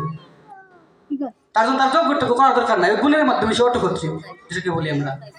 এটা কিন্তু আমার কথা না, কিন্তু এগুলো গীতার কথা, আমি গীতার থেকে এগুলো লিখছি। তার মানে একজন ব্রাহ্মণের যদি 4টা ছেলে থাকে, বা একজন ব্যক্তি যদি 4টা ছেলে থাকে, ইচ্ছা করলে কিন্তু 4টা ছেলে 4 বর্ণের হতে পারবে। একজন ব্রাহ্মণ হতে পারবো, একজন ক্ষত্রিয়, একটা বৈশ্য আর একটা শূদ্র। তাদের ওই আলাদা আলাদা গুণ অর্জন করতে পারলেই তারা আলাদা হতে পারবো। একজন নম্বর ছেলে হয়েও কিন্তু সে ব্রাহ্মণ হতে পারবে, এর কোনো আপত্তি ভগবান দেয়নি। চতুর্বর্ণং মায়া কৃষ্ণং গুণকর্ম বিভাগে, অর্থাৎ শূদ্রের ছেলে ইচ্ছে করলেও ব্রাহ্মণ হতে পারবে, তাতে কোনো আপত্তি নেই, যদি তার মধ্যে সেই গুণগুলা থাকে, আয়ত্ত করতে পারে। আর আমরা এসব কি করছি, ওই 4টা বর্ণরে খণ্ড খণ্ড খণ্ড খণ্ড তো করছি। আবার এইটা ছোট জাত, এটা মাঝারি জাত, এটা বড় জাত, ট্যাগ লাগিয়ে দিচ্ছে এক একটা, তাই না? আবার ব্রাহ্মণের পেটটা জন্মাইলে ব্রাহ্মণ, অটো ব্রাহ্মণ। একজন নম্বর পেটটা জন্মাইলে অটো নম, একজন মুসির পেটটা জন্মাইলে অটো মুসি, এটা আমরা ট্যাগ লাগাই দিচ্ছি। এটা কিন্তু ভগবানের উপর দিয়ে মাতাব্বই না তেলে। আচ্ছা, আপনাদের সন্তানরা যদি আপনাদের উপর দিয়ে মাতাব্বরি করে, তাহলে আপনাদের ভালো লাগবে? কারণ অবশ্যই ভালো লাগবো না। তাহলে আমরা যে ভগবানের উপর দিয়ে যে মাতাব্বরি করতেছি, ছুরি ঘুরাইতেছি, এর ফল কি ভালো হইব? এর হিসাব কিন্তু পরীক্ষা দিতে হইব। ভগবান ছাড় দেন কিন্তু ছেড়ে দেন না, জায়গা মতো যে একদিন ঠিকই ধরবো, তখন কিন্তু বুঝবেন। তাহলে বুঝুন, গীতার এই সাধারণ জ্ঞানটুকু আমাদের মধ্যে নাই, তাই না? ভগবান আমাদের যে পথ দেখানোর জন্য গীতা রচনা করে গেল, আমরা আর তার কতটা গুরুত্ব দিচ্ছি সেটা নিজেরাই বিবেচনা করুন। এই সাধারণ গীতার জ্ঞানটুকু আমাদের মাঝে আর এখন পর্যন্ত নাই। মহাভারত যুদ্ধের পর যখন পঞ্চপাণ্ডব জয় লাভ করল, তাদের তো অনেক মানুষজন পানি হত্যা হয়েছিল, তাই না? তো ওই যুদ্ধের পাপ খণ্ডনের জন্য ওই পঞ্চপাণ্ডবের বড় ভাই যুধিষ্ঠির কৃষ্ণকে বলল, প্রভু আমাদের যুদ্ধে তো অনেক পাপ হয়েছে, তো আমরা এই পাপ খণ্ডন করবো কিভাবে? তখন কৃষ্ণ উপদেশ দিল যে তোমরা বৈষ্ণব সেবা করাও। বৈষ্ণব সেবা করার ফলে ওই স্বর্গে যখন ঘন্টা বাজবে, তখনই বুঝবা যে তোমাদের পাপের খণ্ডন হয়েছে। তো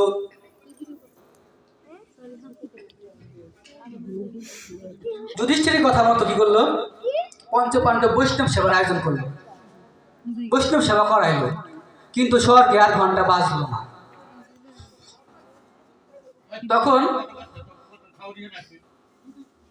তখন কৃষ্ণ আমার বলছে যে, যুধিষ্ঠির বলছে কৃষ্ণের কাছে যে, প্রভু আমরা তো ব্রাহ্মণ সেবা করাইলাম, বৈষ্ণব সেবা করাইলাম, কিন্তু স্বর্গে তো ঘন্টা বাজলো না।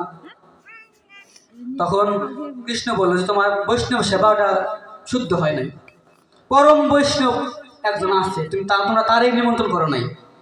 তখন বললো পরম বৈষ্ণব কি? শ্যাম জনার্দন বলে তখন যুধিষ্ঠিরের কাছে, ওই মুচির ছেলে রুহিদাস পরম বৈষ্ণব আছে, তাকে তুমি বৈষ্ণব জ্ঞানে করিও বিশ্বাস, সে আসিয়া করলে সেবা মিটবে তোমার আশ। মানে ওই মুচির ছেলে আছে একজন রুহিদাস পরম বৈষ্ণব, তাকে যদি সেবা করাতে পারো, সে যদি তোমার গৃহে সেবা করে, তাহলে তোমাদের পাপ খণ্ডন হবে, সবই ঘন্টা বাজবে।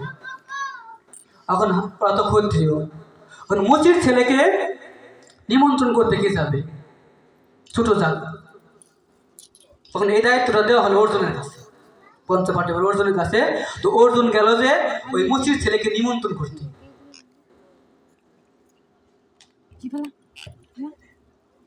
বাবারা, এই রুহিদাস কেমন মুচি ছিল, কেমন বৈষ্ণব ছিল সে, তার একটা নমুনা দেই। একদিন রুহিদাসের দেহের সামনে দিয়ে এক পথিক যাচ্ছিল। যখন রুহিদাসের বাড়ির সামনে আসে তখন ঝরঝর করে বৃষ্টি শুরু হয়। ওই বৃষ্টির হাত থেকে বাঁচার জন্য ওই পথিকটা কি করলো, ওই রুহিদাসের কুটিরে গিয়ে আশ্রয় নিল, যে বৃষ্টি পড়ছে একটু তার কুটিরে গিয়ে বসি। যখন তার কুটিরের নিচে বসলো, ওই কুটির ছিল তাল পাতার ভাঙা। বসার পরে দেখছে যে ওই কুটির ভিতরেও জল, তার গায়ে জল পড়ছে। কিন্তু পাশে এলাম, রুহিদাস মুচি বসে বসে কাজ করছে, কিন্তু তার গায়ে একটু জল পড়ছে না। তখন লোকটা তবাক হয়ে বলছে, ও বসে আছে যেখানে, আমিও বসে সেখানে, আমার শরীরে জল পড়ছে, ওর শরীরে কেন বৃষ্টি জল পড়ছে না? তখন ওই পথিক রুহিদাসকে জিজ্ঞেস করলো, রুহিদাস, তুমি যেখানে বসে আছো আমিও তো সেখানেই বসে আছি, তাহলে তোমার শরীরে জল পড়ছে না, কিন্তু আমার শরীরে কেন জল পড়ছে? তখন রুহিদাস বলছে, কৃষ্ণ কৃষ্ণ শুধু শ্রীকৃষ্ণ, কৃষ্ণ বিনা কিছু নাই, কৃষ্ণ নামের সুধা নিয়ে কৃষ্ণেরই গান গাই সদা, কৃষ্ণেরই গান গাই। কৃষ্ণ কৃষ্ণ শুধু শ্রীকৃষ্ণ, কৃষ্ণ বিনা কিছু নাই, কৃষ্ণ নামের সুধা নিয়ে কৃষ্ণেরই গান গাই সদা, কৃষ্ণেরই গান গাই। ওই রুহিদাস মুচি আমার কাজ করছিল আর সাদা সাদা কৃষ্ণ গান করছিল।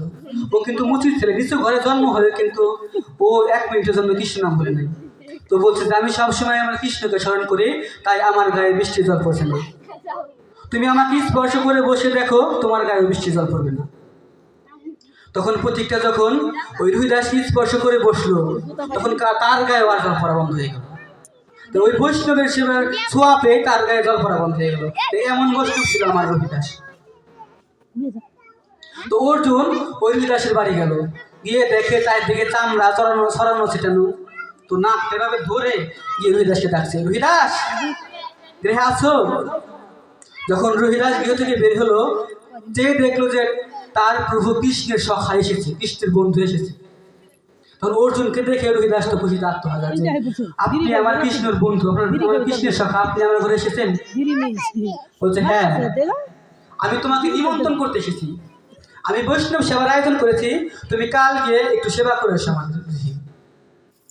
তখন রুহিদাস বলছে, তা ঠিক আছে, আমি আপনার গৃহে সেবা করতে যাব, কিন্তু আপনি আমার প্রভুর বন্ধু বলে কথা, আপনি আমার গৃহে আসছেন, আমি আপনাকে সেবা না করিয়ে ছাড়বো না, আমার গৃহে একটু নুন অন্ন আপনাকে গ্রহণ করতে হবে। তখন কৃষ্ণ বলছে, কি বলছো তুমি? আমি এলাম ক্ষত্রিয়, তুমি মুচির ছেলে, নিচু জাত, আমি তোমার ঘরে খেলে পারে তো আমার জাত কুলমান সব যাইবে, আমি গ্রহণ করতে পারবো না। তখন রুহিদাস বলছে যে, না প্রভু, আপনি আমার গৃহে এসেছেন, আপনাকে একটু নুন অন্ন খেয়ে যেতেই হবে। তখন অর্জুন আমার মনে মনে চিন্তা করছে, হায় রে, আমি যদি আজকে ওর গৃহে নুন অন্ন গ্রহণ না করি, তাহলে কাল যদি আমার বাড়ি না যায় খাইবার, তাহলে তার 100 ঘন্টা বাঁচবো না। তখন বাধ্য হয়ে বলে, ঠিক আছে, তুমি ব্যবস্থা করো, আমি তোমার গৃহে নুন অন্ন গ্রহণ করবো। তখন রুহিদাস মুচি করলো কি, একটা চামড়ার বাটিতে একটু তেল এনে দিল, বললো যে, ঠাকুর আপনি স্নানটা সেরে আসুন, আমি আপনার জন্য খাবারের ব্যবস্থা করছি। চামড়ার বাটির তেল, ওই একটা নাক ধরে চামড়া বাটিতে নিল।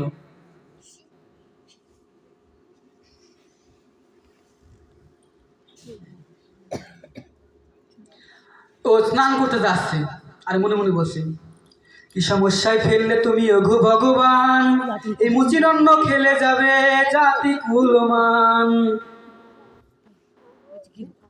কি করিব বুঝতে নাহি পারি, মুচির অন্ন খেতে হবে ঘৃণায় মরি মরি, কিন্তু উপায় তো নাই, খাইতে হইব, যদি না খাই কালকে যদি আবার না যায়। তখন যে স্নান করার জন্য যে একটা জল আছে না, যে পুকুরের মতো, ওখানে চামড়া ভেজে গেছে স্নান করতে গেছে। ও ক্ষত্রিয় ছেলে, ও কিনা যেখানে দুধ আলতা দিয়ে স্নান করে, দুধ দিয়ে স্নান করে, হলুদ দিয়ে স্নান করে, সেখানে দেখে যে একটা ডোবার মধ্যে চামড়া ভেজানো, ওখানে স্নান করতে হচ্ছে। কিন্তু পাই না, স্নান করতে হইব। তখন যেই করলো কি, অর্জুন করলো কি, এই হাতটা দিয়ে চামড়াটা সরালো, অমনি দেখতে পারলো কি ওই জলের মধ্যে গঙ্গা মা বসে আছে। তখন তো সে অবাক যে এই চামড়া ভেতরে জলে গঙ্গা মা কি করে বসে আছে। তখন সে গঙ্গা মাকে ডেকে ডেকে বলছে, মা, পৃথিবীতে এত নদী নালা আছে, এত পুকুর আছে, এত সমুদ্র মহাসমুদ্র আছে, এসব থাকতে তুমি কেন এই রোহিদাস মুচির চামড়া ভেতরে জলে বসে আছো? এত জায়গা থাকতে তুমি কেন চামড়া জলের মধ্যে বসে আছো? তখন বলছে যে, বুঝেছি, তুমি আমাকে কুলে তলে নেওয়ার জন্য, আমাকে গ্রহণ করার জন্য তুমি এখানে বসে আছো, আমি তোমার কাছে যেতে প্রস্তুত, তুমি আমাকে গ্রহণ করো। তখন গঙ্গা মা বলছে, না রে অর্জুন, আমি এখানে তোমার জন্য বসে নাই। তুমি জানো অর্জুন, জগতের সমস্ত প্রাণী আমার মধ্যে স্নান করে তাদের পাপ ধৌত করে, আমার মধ্যে স্নান করে তাদের পাপ ধৌত করে। এই সমস্ত পাপে আমি এখন জর্জরিত, আমার মনে অসুখ করেছে, আমার মন এখন অসুস্থ। আমি আমার মনকে সুস্থ করার জন্য একটু বৈষ্ণব সঙ্গ করতে এখানে এসেছি। ওই রোহিদাস যখন এখানে চামড়া ভেজাতে আসে, তখন ওই রোহিদাসের স্পর্শে আমার বৈষ্ণব সঙ্গ হয়ে যায়। তাহলে বুঝছেন, একজন মুচির স্পর্শে গঙ্গা মায়ের বৈষ্ণব সঙ্গ হয়ে যায়। আচ্ছা বাবারা, আমাদের তো অনেক সময় অনেক অসুখ বিসুখ করে, তাই না? আমাদের হাত ভাঙলে আমরা কোথায় যাই? ডাক্তারের কাছে যাই। পা ভাঙলে ডাক্তারের কাছে যাই। আমাদের শরীরে বা শরীরের পেটের ভিতরে অঙ্গ প্রত্যঙ্গে যে কোনো জায়গায় অসুখ করলে আমরা কোথায় যাই? ডাক্তারের কাছে যাই। ডাক্তার আমাদের অসুখ সারিয়ে দেয়, তাই না? কিন্তু বাবারা, মনে যদি অসুখ করে, কোনো ডাক্তারের সাধ্য আছে সে অসুখ সারানোর? পারবে?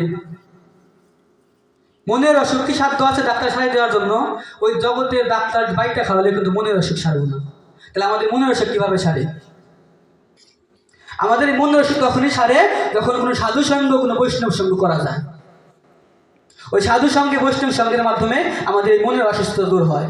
দেখবেন বাবার, অনেক সময় যখন আমাদের মন খারাপ থাকে, মন বিষণ্ণ থাকে বিভিন্ন কারণে, কয়েকজন মিলা যদি আমরা একটু ভক্তি কথা বা ধর্মীয় কথা আলোচনা করি, দেখবেন কিন্তু মন অটোমেটিক ভালো হয়ে যায়, তাই না? তো লালন ফকির এবার কিন্তু একটা গান লিখে গেছেন যে, ভজরে আনন্দের গৌরাঙ্গ, ধরো রে মন সাধু সঙ্গ, ভজরে আনন্দের গৌরাঙ্গ।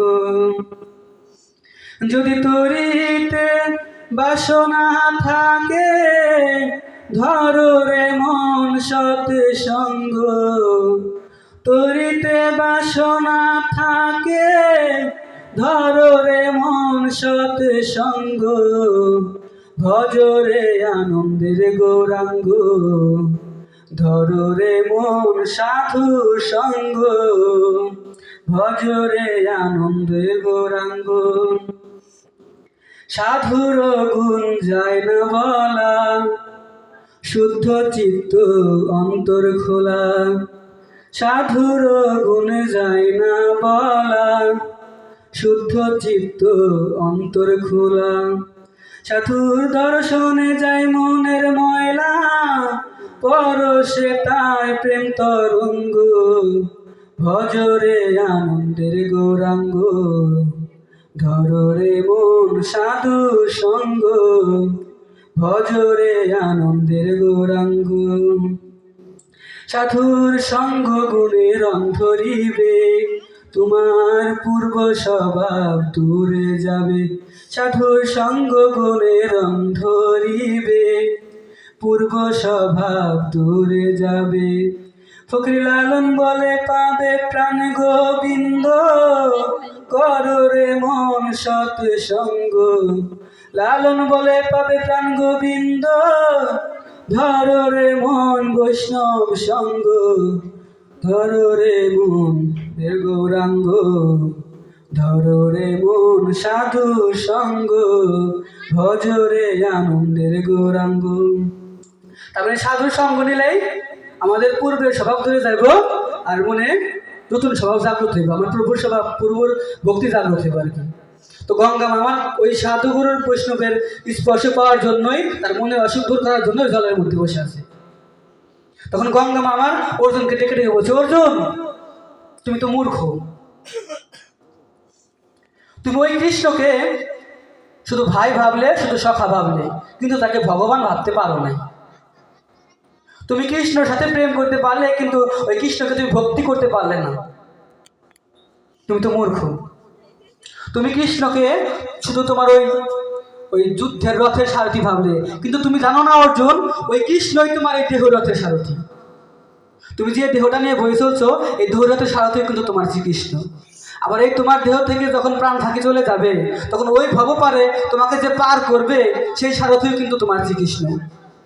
তুমি কিন্তু সেটা বুঝতে পারো নাই। আর ওই শ্রীকৃষ্ণ যখন তোমার বলছে যে রুহিদাস পরম বৈষ্ণব, তুমি এই রুহিদাসের বাইরে এসে তুমি ঘিন ঘিন করছো, মুসি মুসি বলে তাকে ঘৃণা করছো, এই পাপের কি তোমার ক্ষমা হবে?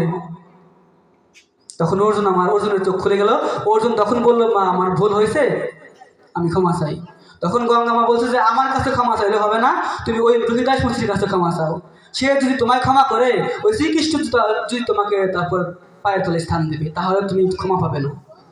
তখন অর্জুন আমার কি করলো, শ্রীকৃষ্ণের কাছে রুহিদাসের কাছে ক্ষমা চেয়ে তার গৃহে অন্ন গ্রহণ করলো। তারপর দিন যখন রুহিদাস তার গৃহে বৈষ্ণব সেবা নেওয়ার জন্য গেল, এখন ওই বৈষ্ণবের সাথে তো আরো অনেক বৈষ্ণব আছে, তারা ওই মুচির ছেলেকে দেখে খাওয়া ছেড়ে উঠে গেল আর বলছে যে আমরা কোনো মুচির ছেলের সাথে এক হাতে বসে খেতে পারবো না, এটা তো আমাদের অপমান করা। তখন যুধিষ্ঠির বলছে যে আমরা কৃষ্ণ বাক্য পালনের জন্য তাকে নিমন্ত্রণ করেছি, কৃষ্ণ বাক্য তো আর ব্যাখ্যা করা যায় না। তখন ওই বৈষ্ণবগণ বলেন, ঠিক আছে, তাহলে তাদের অন্য পাশে খাইতে দাও, আমাদের অন্য পাশে দাও। তখন রুহিদাস এক পাশে বসালো, ওই বৈষ্ণব আলাদা এক পাশে বসলো। তখন দ্রৌপদী আমার পঞ্চব্যঞ্জন রান্না করে সবার সম্মুখে খাবার পরিবেশন করলো, সবাই খাচ্ছে। কিন্তু ওই রুহিদাস মুচির ছিল তো, সব ডাল ভাজি টাজি যা দিছে সব একসাথে চটকে দিচ্ছে। তখন দ্রৌপদী মনে মনে ভাবছে, এটা দেখো মুচির ছেলে, আমি এত কষ্ট করে এত কিছু রান্না করলাম, কোনটার স্বাদ কি সে নিজেও চাই খেয়ে দেখলো না, সবাই একসাথে মাখাই নিয়ে খাওয়া শুরু করতেছে। তো সবার খাওয়া হয়ে গেল, কিন্তু স্বর্গে তাও ঘন্টা বাজলো না। তখন যুধিষ্ঠির আবার কৃষ্ণকে বলছে, প্রভু পরম বৈষ্ণব রুহিদাস শুধু সেবা গ্রহণ করলো, কিন্তু তাহলে স্বর্গে কেন ঘন্টা বাজলো না?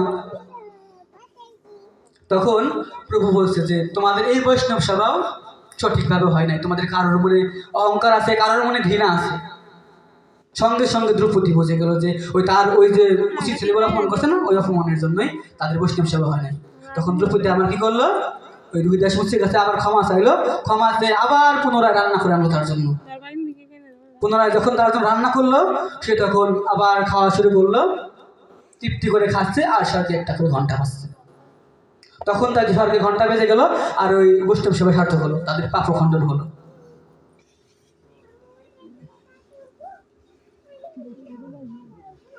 তাহলে বুঝুন, ভগবান যেখানে মুচি ক্ষত্রিয়ের ভেদাভেদ করলেন না, তার কাছে আমরা সবাই সমান। আর আমরা কি করছি এসব? ও তো মুচির ছেলে, ছোট জাত, ওর হাতে জল খাওয়া যাবে না, ওরা তো নিচু জাত, রান্না করে থালা বাসি না, ওদের ছোঁয়া লাগানো যাইব না, তাই না? আমরা এসব বলি না? কিন্তু ভগবান কিন্তু তার কোনো বাজ বিচার করে নাই, বরং এরকম কোনো আমাদের বিধানও দেওয়া যায় নাই।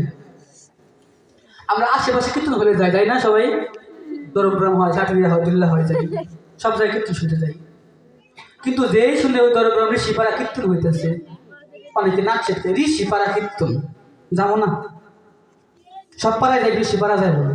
আবার অনেকে যায়, খাবার খায় না, আইছি তাই বেশি, এনে খাইলে আমাকে যাই কুলমান সব যাইব নাকি, আইছি এইটাই বেশি, আমরা খাইয়া পারবো না, বলি না আমরা এসব। আবার বলি ওরা তো ছোটো জাত, ওদের ঘরের মেয়ে আমাদের ঘরে আনা যাবো না, বা আমাদের ঘরের মেয়ে ওদের ঘরে দেওয়া যাবো না, লোকে এটা বলবে সেটা বলবে, মন্দি বলবে, তাই না? বলি না? এই জাতের যে ভেদাভেদ আমরা কইরা তুলছি, ওই যে একজনে কইরা গেছে, পুরোপুরি কইরা গেছে, ওই ছেলে কান্নার মতো, তার বিশেষ আমরাও শিখি। আর শাস্ত্রী কি বলছে, শাস্ত্রে কি বিধান দিছে, ভগবান কি বলছে আমাদের জন্য, কি রেখে গেছে, তা কিন্তু আমরা একটু যাচাই বাছাই বা বাদ বিচার কিচ্ছু করি না। আমরা ওই 4টা গোত্রের খণ্ড খণ্ড খণ্ড করছি, তার মধ্যে ছোট জাত বড় জাত বানাইছি, ইচ্ছা মতো আর কি পরিচালনা করছি। একজন করে থেকে গেছে, তার পিছিয়ে করো করো। গীতায় আমাদের এই বর্ণ সম্পর্কে সুন্দর ধারণা দিয়েছেন, তা আমরা অনেকে জানি না, আবার জানলে অনেকে হয়তো জানি কিন্তু এটা মানি না। মানবো এই জন্য আমাদের পূর্বপুরুষরা করতে, আমরা অত করতে এটা। গীতা যে কত মধুর বাণী সেটা সম্পর্কে আমাদের ধারণাও নাই। গীতায় পারে আমাদের জীবনকে আলোকিত করতে। অনেকে বলবে আমরা তো মূর্খ, আমরা তো গীতা পড়তে পারি না। কিন্তু গীতা পড়তে পারেন না, গীতা শুনতে তো পারেন, পারেন না? আমাদের সবার ঘরে কিন্তু স্কুলে পড়া ছাত্রছাত্রী আছে।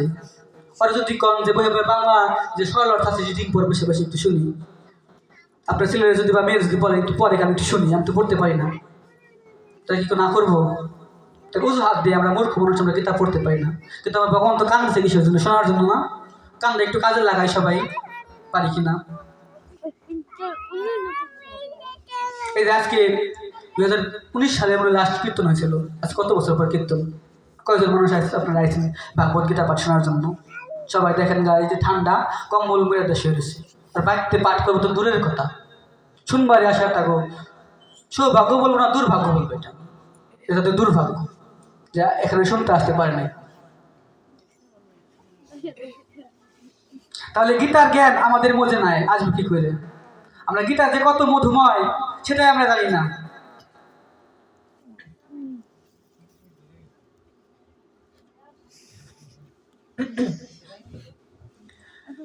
গীতা মধুময় মন রে, গীতা মধুময়, অপূর্ব এ গীতার বাণী, গীতা সুধাময়।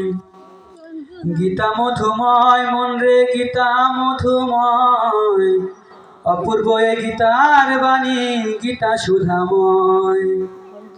দাপর যুগে দিব্য জ্ঞান পাইলেন ধনঞ্জয়, দাপর যুগে দিব্য জ্ঞান পাইলেন ধনঞ্জয়। গীতা মধুময় মন রে, মাধব হৃদয়, গীতা মধুময় মন রে, মাধব হৃদয়। গীতা মধুময় মন রে, গীতা মধুময়, অপূর্ব এ গীতার বাণী, গীতা সুধাময়। কুরুক্ষেত্রের রণাঙ্গনে হইল উদয়, কুরুক্ষেত্রের রণে গীতার হইল উদয়। কর্মজ্ঞান ভক্তের কথা গীতার মাঝে রয়, কর্মজ্ঞান ভক্তের কথা গীতার মাঝে রয়। গীতা মধুময় মন রে, গীতা মধুময়, অপূর্ব এ গীতার বাণী, গীতা সুধাময়। অষ্টাদশ অধ্যায়ে গীতা, গীতা ব্রহ্মময়, অষ্টাদশ অধ্যায়ে গীতা, গীতা ব্রহ্মময়। সকল যুগেতে গীতা তত্ত্ব কথা কয়, সকল যুগেতে গীতা তত্ত্ব কথা কয়। গীতা মধুময় মন রে, গীতা মধুময়, অপূর্ব এ গীতার বাণী, গীতা সুধাময়। পাপি তাপি উদ্ধারিতে গীতার লয় আশ্রয়, পাপি তাপি উদ্ধারিতে গীতার লয় আশ্রয়। সর্বগ্রন্থের সার গীতা, গীতা যে অক্ষয়, সর্বগ্রন্থের সার গীতা, গীতা যে অক্ষয়। গীতা মধুময় মন রে, গীতা মধুময়, অপূর্ব এ গীতার বাণী, গীতা সুধাময়। ননী গোপাল ভেবে বলে জানি অনিষ্টয়, ননী গোপাল ভেবে বলে জানি অনিষ্টয়। গীতা পাঠ শ্রবণেতে জীবন ধন্য হয়, গীতা পাঠ শ্রবণেতে জীবন ধন্য হয়। গীতা মধুময় মন রে, গীতা মধুময়, গীতা মধুময় মন রে, গীতা মধুময়, অপূর্ব এ গীতার বাণী, গীতা সুধাময়। অপূর্ব এ গীতার বাণী, গীতা সুধাময়। জয় গীতা, জয় গীতা, জয় গীতা, জয় গীতা, জয় গীতা, জয় গীতা, জয় গীতা, জয় গীতা।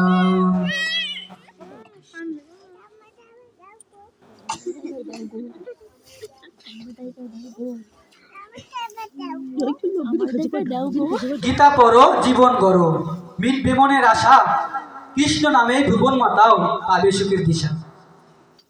কিন্তু গীতা তো আমরা পড়ি না, আবার অনেকে আছে ভগবানে বিশ্বাস করি না।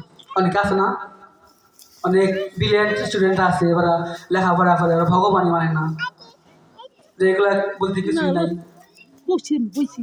কিন্তু ভগবানকে অবিশ্বাস করার পরিণাম যে কতটা ভয়ানক তাকে আমরা জানি। তার একটা দৃষ্টান্ত কিন্তু দিয়ে গেছে ভগবান। দৈত্যকুলের রাজা ছিলেন হিরণ্যকশিপু। সে দৈত্যকুলের রাজা, ও কিন্তু ভগবান বিশ্বাস করতো না। সে নিজেকে ভগবান বলে দাবি করত, যে ভগবান বলতে কিছুই নাই, আমি ভগবান। তো ভগবানের লীলা, ওই দৈত্য বংশের, ওই দৈত্যকুলের মধ্যে ওই হিরণ্যকশিপুরই সন্তান হিসেবে জন্মগ্রহণ করলো কে? প্রহ্লাদ। প্রহ্লাদ যে কিনা হরিভক্ত, এই দৈত্যকুলের মধ্যে একজন হরিভক্ত, যারা কিনা ভগবানে বিশ্বাস করে না, নিজেদের ভগবান মনে করে, তাদের গৃহ জন্ম নিল একজন হরিভক্ত, যে কিনা সবসময় হরি হরি করতো, নারায়ণের ভক্ত ছিল। এখন হরিণ্যকের শিবুর ছেলে কিন্তু প্রহ্লাদ সত্ত্বেও, থাকা সত্ত্বেও এই হরিভক্ত থাকার জন্য কিন্তু ছেলেকে মারার জন্য অনেকবার চেষ্টা করেছিল। ওরকম ছেলে আমার দরকার নাই, হরিরে ভগবান পায়, আমারে ভগবান পায় না। ওরা জিজ্ঞেস করে ভগবানকে, বলে আমার ভগবান শ্রী নারায়ণ, তাও বাপের নাম বলে না। তো এর জন্য কিন্তু অনেকবার কিন্তু তাকে মারার জন্য চেষ্টা করেছিল। কিন্তু বারবার যখন তাকে মারার চেষ্টা করে ব্যর্থ হলো, তখন বলে যে তোর ভগবান কোথায় আছে ডাক, আগে তোর ভগবানকে মারবো, তারপর তোকে মারবো। তোর ভগবান আগে ডাক, আগে তোর ভগবান শেষ করবো। তখন বললো তোর ভগবান কোথায় আছে বল। তখন প্রহ্লাদ বললো যে আমার ভগবান সর্বত্রই আছে, সব জায়গায় আমার ভগবান আছে, পৃথিবীতে এমন কোনো জায়গা নাই যেখানে আমার ভগবান নাই। তখন তো হাসতেছে যে এই আকাশে তোর ভগবান আছে, হে আকাশে আমার ভগবান আছে। এই বাতাসে, হে বাতাসেও আছে। আমার এই গৃহের মধ্যে আছে, হ্যাঁ তোমার গৃহের মধ্যেও আমার ভগবান আছে। আমার ভিতরে, তোমার ভিতরেও আমার ভগবান আছে। আমার ভগবান যেখানে নাই ওই জগৎ, ওই সেখানটাই শুনি, ওইরকম জায়গাই নাই পৃথিবীতে। তার পাশে ছিল একটা বড় একটা থাম্বা, খাম যেটাকে বলি পিলার। বলতে এই খামের ভিতরে কি তোর ভগবান আছে? বলে হ্যাঁ, এই খামের ভিতরেও আমার ভগবান আছে। বললো বেশ, তাহলে তোর ভগবান এখান থেকে বের করে আগে মারবো, তারপর তোকে মারবো। তখন হাতে ছিল বড় গদা, ওই গদা দিয়ে খামের মধ্যে আঘাত করা শুরু করবো, খাম ভাঙবো আর কি। খাম ভাঙে ওখান থেকে ভগবান বের করবো, যে ভগবান হাসায় আছে কিনা। যখন সে ওই খামের ভিতরে আঘাত করলো, তখন ভগবান আমার নিঃসিংহাবতার রূপে ওই খামের ভিতর থেকে বেরিয়ে আসে সত্যি সত্যি। তখন সত্যি সত্যি বেরিয়ে আসে, ওকে টেনে কোলের মধ্যে নিয়ে পেটের মধ্যে হাত দিয়ে, হাতে তাইদেরকে কেটে নাড়ি করে সব বের করে নিয়ে নিল, হত্যা করে ফেললো। তাহলে এই ভগবানকে অবিশ্বাস করার ফল কি দেখছেন? তাই দয়া করে ভগবানকে অবিশ্বাস করবেন না, ভগবানকে ডাকুন। ডাকার মতো ডাকতে হবে, তাকে পেতে হলে তাকে ডাকতে হবে, না ডাকলে আবার পাওয়া যাবো না। পাওয়া যাবো কি? না ডাকলে মায়ের দিতে পারছে না, তাই না? আর ভগবান পাওয়া যাবো। মহাভারতে যখন দ্রৌপদী বস্ত্রহরণ হয়, ভগবান আমার হাতে তাকে করেছিল, দিব্য বস্ত্র দিয়ে দান করেছিল। তখন দ্রৌপদী কি করলো যে যখন বস্ত্রহরণের পরে এসে এলাম, পক্ষে দৌড় দিয়ে দিল অভিমান করে, যে তার সাথে কথা বলবে না। তখন কৃষ্ণ যে বলছে, দ্রৌপদী তুমি রাগ করেছো কেন, তোমার কি হয়েছে? তখন দ্রৌপদী বলছে যে যখন দুঃশাসন আমার চুলের মুঠি ধরে টানতে টানতে ওই রাজসভায় আনছিল, তখন তো আপনি আমায় বাঁচালেন না।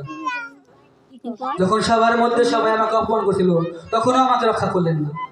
আমাকে রক্ষা করলেন কিন্তু পরে যা রক্ষা করলেন, তাই না? তখন কৃষ্ণ আবার বলছে, দ্রৌপদী যখন ওই দুঃশাসন তোমার চুলের মুঠি ধরে টানতে টানতে নিয়ে আসছিল, তখন কি তুমি আমায় ডাকছিলা? তখন দ্রৌপদী বলছে, না আমি তোমাকে ডাকি নাই। যখন সবার মধ্যে সবাই তোমাকে অপমান করছিল, তখন কি তুমি আমায় ডাকছিলা? হয় না, তখনও ডাকি নাই। কয় তখন তুমি সবার চারিদিকে তোমার 5 স্বামী, তারপর রাজা, মহামহিম বিশ্ব সবাইকে ডাকছিলা, তুমি সবাইকে ডেকে ডেকে সাহায্য চাইছিলা, কিন্তু তখন তুমি আমাকে ডাকো নাই, আমার সাহায্য চাও নাই। কিন্তু যেই মুহূর্তে তুমি আমাকে দেখেছো, সেই মুহূর্তে আমি দিব্য বস্ত্র দিয়ে তোমাকে সাহায্য করেছিলাম। তাই দোষ কি আমার না তোমার? তখন দ্রৌপদী বললো, না ভগবান, আমারই দোষ, আমি তো তোমার আগে ডাকিনি। তুমি আমি তোমার যখনই ডাকছি, তখনই তুমি আমাকে বস্ত্র দিয়ে সাহায্য করেছিলে। তাহলে এই ভগবানকে পাইতে হলে আমাদের কি করতে? ভগবানকে ডাকতে হবে, তাই না? ডাকা ছাড়া ভগবানকে আমাদের পাওয়া যাবে না।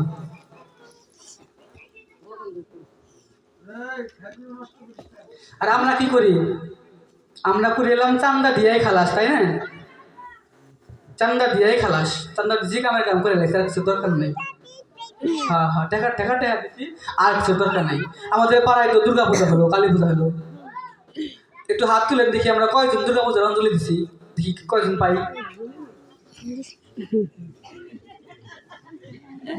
পাইছি। বাবাদের অবস্থা তো একেবারে খারাপ, চান্দা দিয়ে আমরা খালাস, তাই না?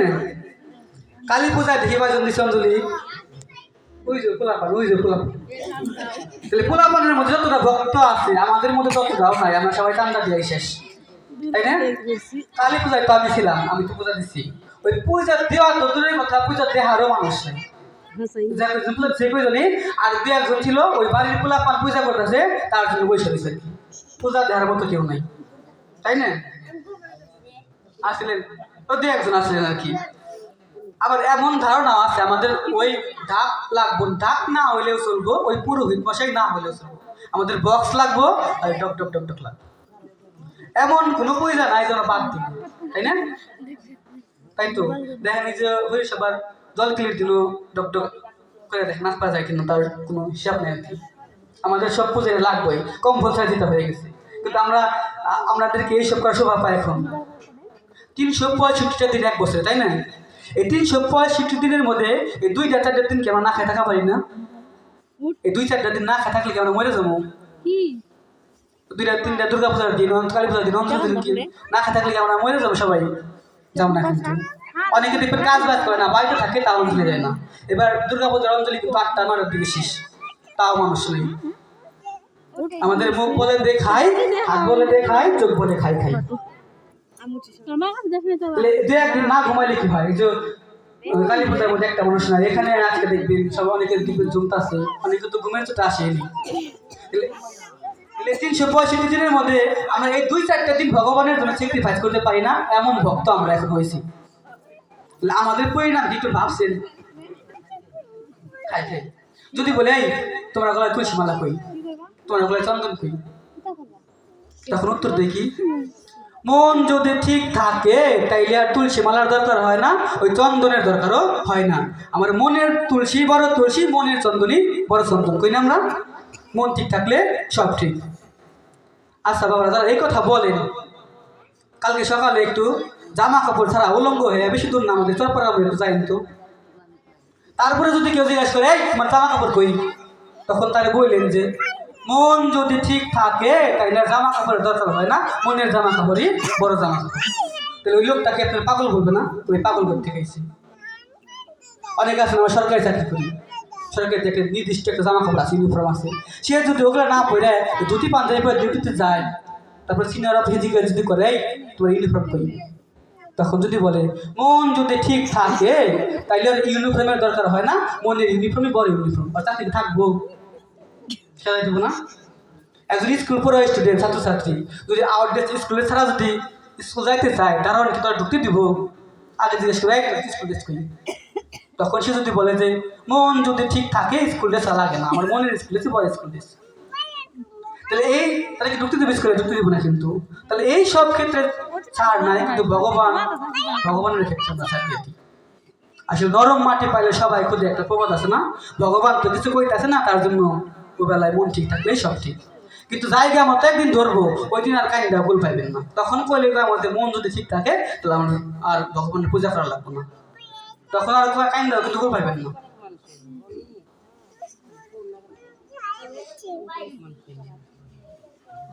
আমাদের হিন্দু সমাজে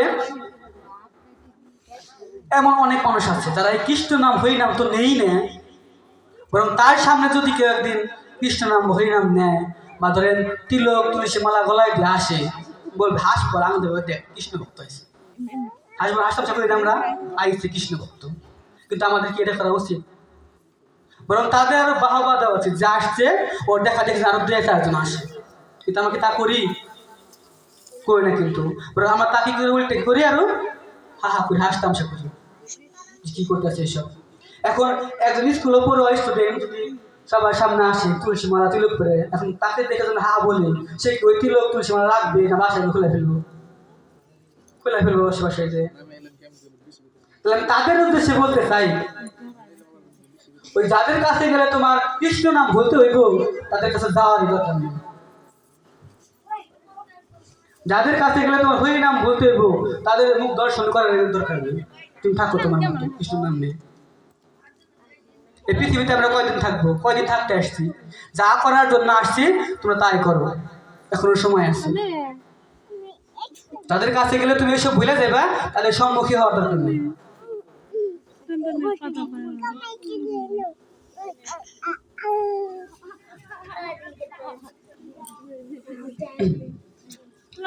যার মুখে ভাই হরি কথা নাই, তার কাছে তুমি যেও না। যার মুখ দেখে ভুলে যাবে হরি, তার মুখ পানে চেও না। যার মুখে ভাই হরি কথা নাই, তার কাছে তুমি যেও না। যার মুখে দেখে ভুলে যাবে হরি, তার মুখ পানে চেও না। কদিন রহিবে ভব মাঝে আর, অবিলম্বে করো যাহা করিবার।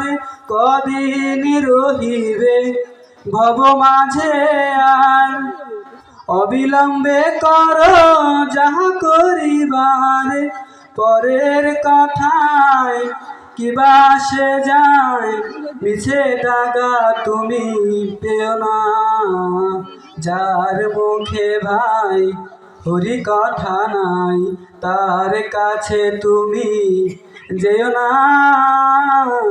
যার মুখ দেখে ভুলে যাবে হরি, তার মুখ পানে চেও না। কে তোমাকে কবে কি কথা কহিবে, সে কথা ভাবিলে আর কি চলিবে। কে তোমাকে কবে কি কথা কহিবে, সে কথা ভাবিলে আর কি চলিবে। বিপদে সম্পদে রাখিবে যে পদে, তার পদ তুমি ভাবো না। যার মুখে ভাই হরি কথা নাই, তার কাছে তুমি যেও না। যার মুখ দেখে ভুলে যাবে হরি, তার মুখ পানে চেও না। হরি কথা কও, হরি গুণ গাও, হরি নাম রসে সদা মত্ত হও। হরি কথা কও, হরি গুণ গাও, হরি নাম রসেতে সদা মত্ত হও। হরি নাম গীতি গাও নীতি নীতি, অন্য কোনো গীতি গেও না। যার কাছে ভাই হরি কথা নাই, তার কাছে তুমি যেও না। যার মুখ দেখে ভুলে যাবে হরি, তার মুখ পানে চেও না। যার মুখে ভাই হরি কথা নাই, তার কাছে তুমি যেও না। যার মুখ দেখে ভুলে যাবে হরি, তার মুখ পানে চেও না। আর বেশি কথা বলবো না, এমনিতে আগামী 3 দিন আপনাদের রাত জাগতে হবে। আর একটু বলে শেষ করছি। একদিন আমার রাধারানী কৃষ্ণকে জিজ্ঞেস করছে, প্রভু আপনি তো অনেক পাপী হত্যা করেছেন, বধ করেছেন, অনেক যুগে অনেক পাপী হত্যা করেছেন, কিন্তু কংসের কি এমন পুণ্য ছিল যে কিনা আপনার হস্তে বধ হলো এবং মৃত্যুর পর সে স্বর্গগামী হলো। কংসকে কিন্তু দেখবেন যে কৃষ্ণ তার বুকের মধ্যে পা দিয়া বুকের মধ্যে আঘাত করে মারছিল, বক্ষাঘাত করে, তাই না? তাহলে কংসের কোন পুণ্যের জন্য সে আপনার হস্তে বধ হলো এবং মৃত্যুর পরে সে স্বর্গবাসী হলো? ও তো অনেক পাপী। তখন প্রভু আমার বলছে, রাধা কংস অনেক পাপী ছিল ঠিক আছে, কিন্তু কংস শয়নে স্বপনে জাগরণে সবসময় শুধু আমার চিন্তাই করত। কোনভাবে কৃষ্ণকে মারা যাইব, কোন রাক্ষস পাঠানো যাইব, কৃষ্ণ কোন কোন ষড়যন্ত্র করা যাইব, সবসময় চিন্তা করছে না কংস। এখন ও ভালোর জন্য করুক, মন্দের জন্য করুক, যে ভাই ভাই করুক, কৃষ্ণকে তো স্মরণ করতো সবসময়। তো কংস সবসময় আমার স্মরণ করতো, সে যে ভাবনা নিয়ে করুক, কিন্তু আমাকে তো ভাবতো। ওই সেই ভাবনার জন্য ওই কংস আমার হস্তে বধ হয় এবং বধের পরে সে স্বর্গগামী হয়। তাহলে বলছেন কংসের মতো পাপী সবসময় শুধু কৃষ্ণকে স্মরণ করতো, তার জন্য সে স্বর্গবাসী হয়ে গেল। তাহলে আমরা কি পারি না কৃষ্ণ নাম নিতে, ভগবানের নাম নিতে? তাই এখনো সময় আছে, উদ্ধার পেতে হলে ভগবানের নাম নেই, কৃষ্ণের নাম নেই। আমরা যা করার জন্য পৃথিবীতে আসছি তাই করি। স্বর্গমর্ত এ মাটি ধরণী আহারে, ওহে মানব তুমি খুঁজিয়া ফিরেছ কাহারে। খুঁজছ কি তুমি ব্রহ্ম কিংবা ঈশ্বর, তুমি কি মূর্খ? এই আকাশ পাতাল সর্বস্তরে খুঁজিয়া পাবে না তাহারে।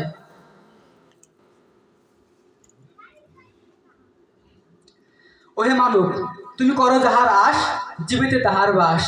যদি পেতে চাও করো না তাহার, তাহলে জীবেতেই তাহারে খুঁজরে। এই ভগবানকে পেতে হলে শুধু ভগবানকে ডাকলে হইব না, জীব সেবা করতে হইব। কারণ আমরা জানি কি, ভগবান প্রত্যেকটা জীব সৃষ্টি করে, আর প্রত্যেকটা জীবের মধ্যে সে আত্মার রূপে অবস্থান করে। আমাদের সবার আত্মা কিন্তু ওই পরমাত্মারই অংশ, তাই না? এই আত্মার জন্ম নাই, আত্মার মৃত্যু নাই।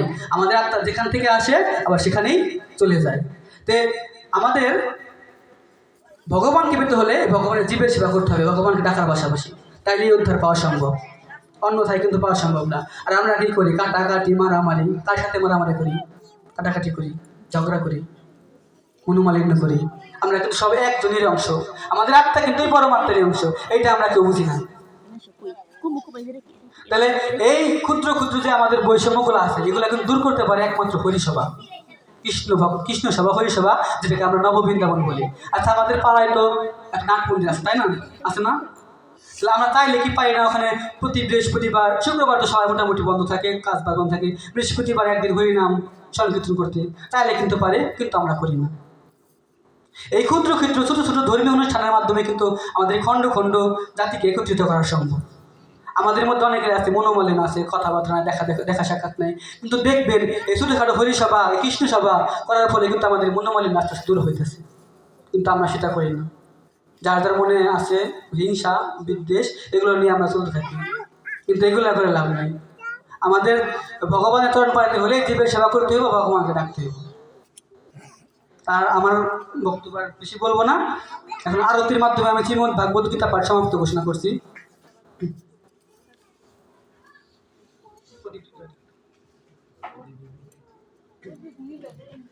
হরে কৃষ্ণ।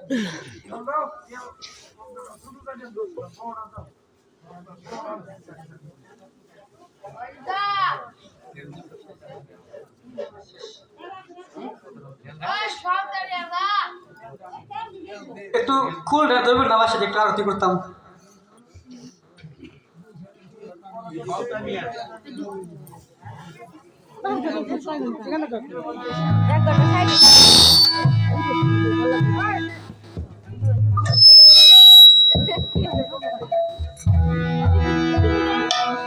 দীপ জ্যোতি পরম